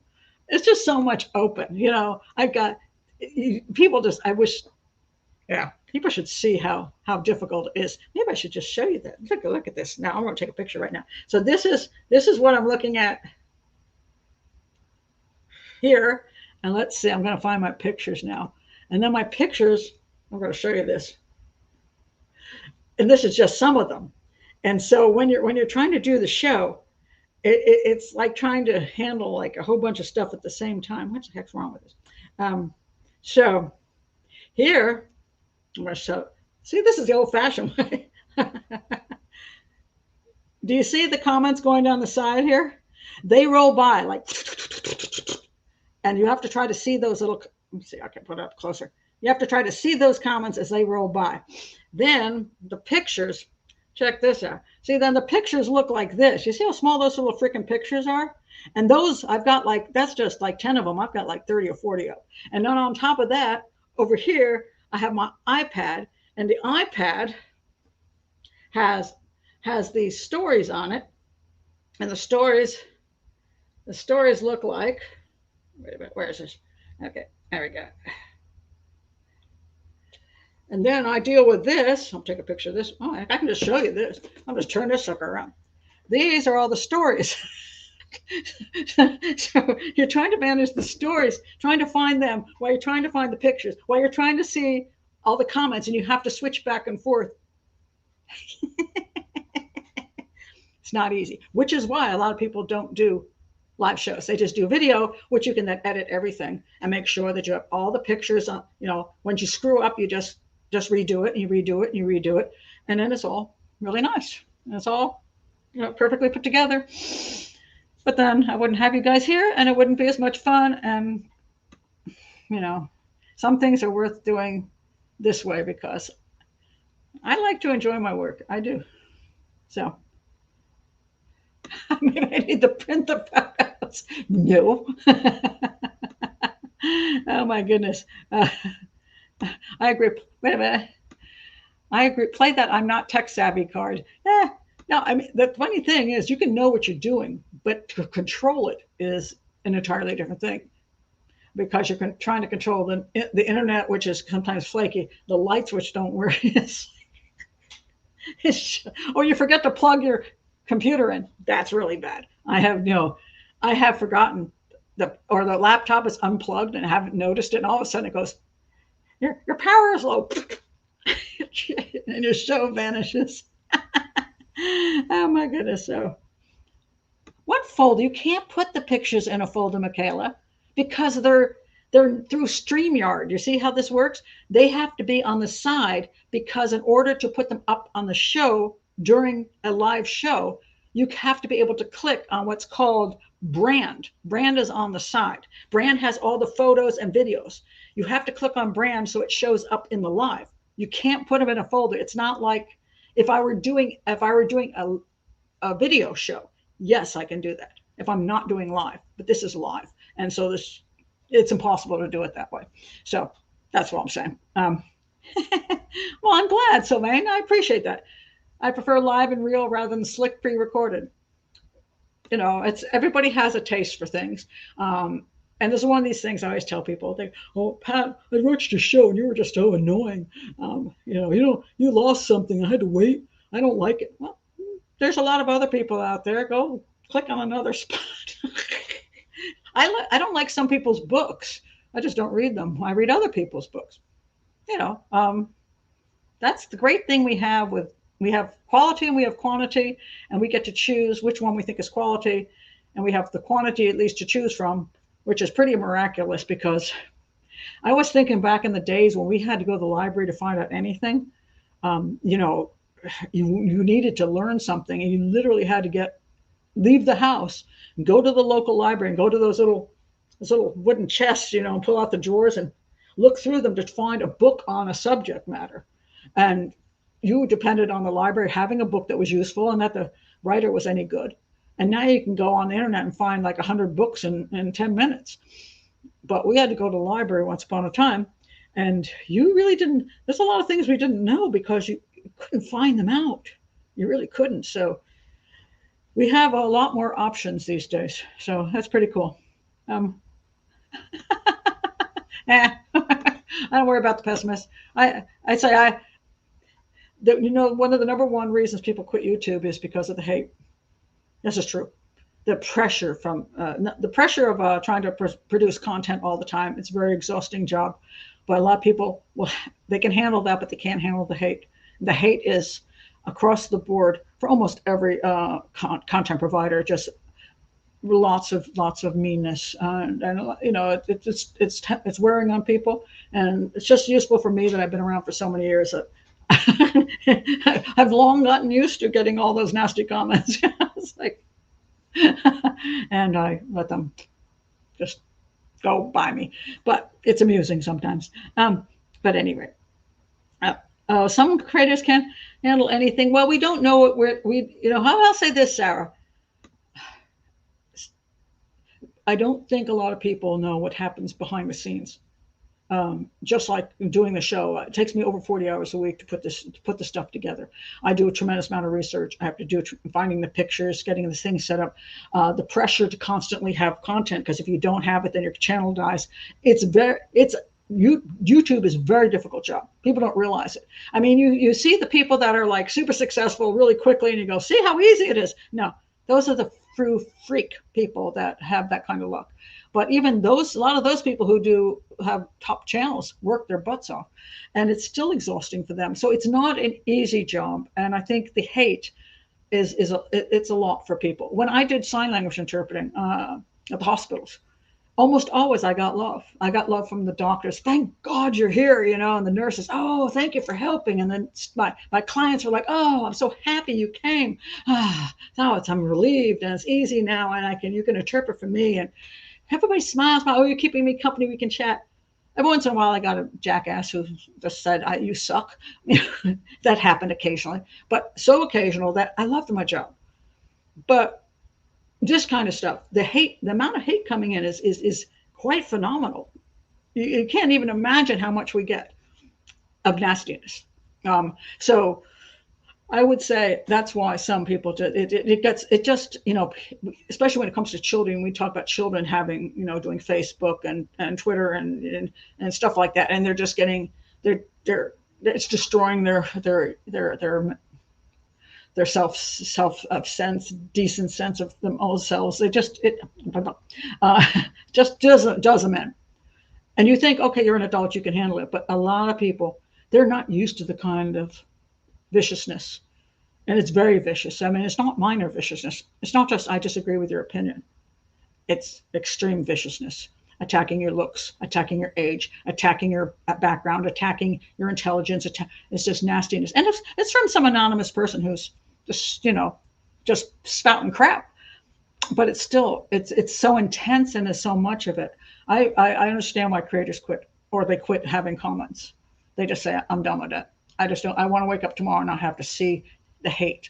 I don't want to wake up tomorrow and have somebody tell me yet again that I'm an ugly old crone who's a has-been or whatever they're dealing with. So I understand where people come from.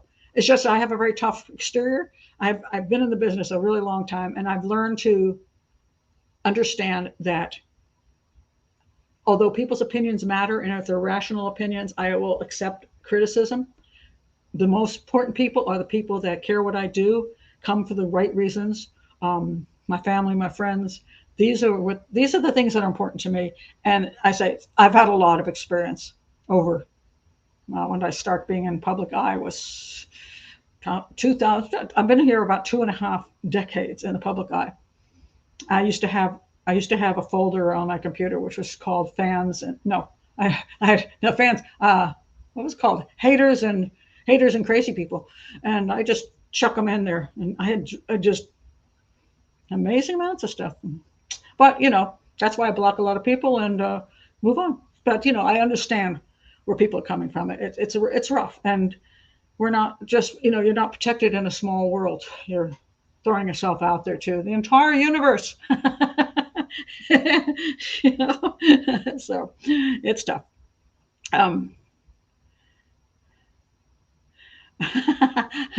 Allison says, so I'm not losing my memory, but learning online, whereas when I was young, you read books. That's so true. I wish we did a little bit more of that these days.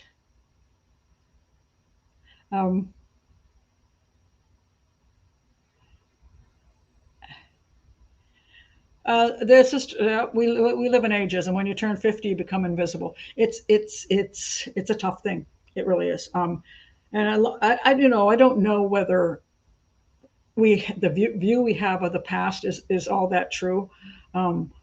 But when you were part of a family, your job was then helping with the grandchildren, and maybe you owned the farm or whatever. So before you bought it, and people had to respect you, or But I don't know. Perhaps there's stories about people being put on icebergs and shoved out to sea, so, who were older. I don't know. I look back at my parents and I think, did they have an easier time? What about my grandparents? Did they have an easier time? And I don't know that they did. So maybe ageism has always been here. And I think depending on your circumstances, you can get treated well or you can get treated less well. But I do think it does help to be a person people want to be around and be somebody who gives to the community. That does help one enjoy whatever age they're at. I think that's just, I haven't given up yet. I don't find my age. I've experienced ageism. Oh, believe you me. But I've managed to find ways to enjoy my age, and I hope to continue enjoying my age as long as I'm here.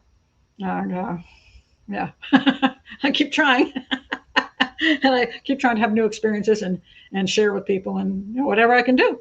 So, So I hope all of you do that, because that's what makes life good. So find something that works, find something that works.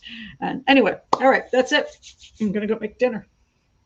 I'm still hoping to Sunbasket. I don't have any sponsors, but I still want Sunbasket to have me as a sponsor so I can get like free food or a good paycheck, because I do love Sunbasket. Don't you know that, Sunbasket? Wouldn't you like me to speak out? So I'm going to go cook my Sunbasket dinner. I just think they're fantastic. Well, thank you very much. Some days I'm not so much, but I try. Aw. Elizabeth said, my mom's 75 and your shows are a great inspiration to her, that her views matter. Oh, that's nice. Thank you. I like that. Yeah. And so, to me, one of the things that's really cool is that, as my age goes up, I end up meeting more people whose ages are even higher than mine. And I was chatting with a lady the other day, and she's 84, and she's in my art class, and we were having this great discussion, and I look at her and say, wow, I'm only 68, you're 84, and I'm doing the calculation thinking, I got at least 16 great years ahead of me, and I'll be 84, and I'm happy to be you when I'm 84. So that seems good to me. And of course, life is not always kind. Sometimes we go through some rough times, and sometimes we suffer physical ailments that make things tough. And so my thoughts are with people who have to deal with that, no matter what age they're at. So anyway, I'm going to go now, heading out. And I will see some of you on Saturday or Sunday for the show this weekend. And again, if you're still lolling around and you're not a patron, please do click on the link below and join, or just like the video and become a subscriber, because that's free. Free is a good price. So I'll see you soon, guys. Bye.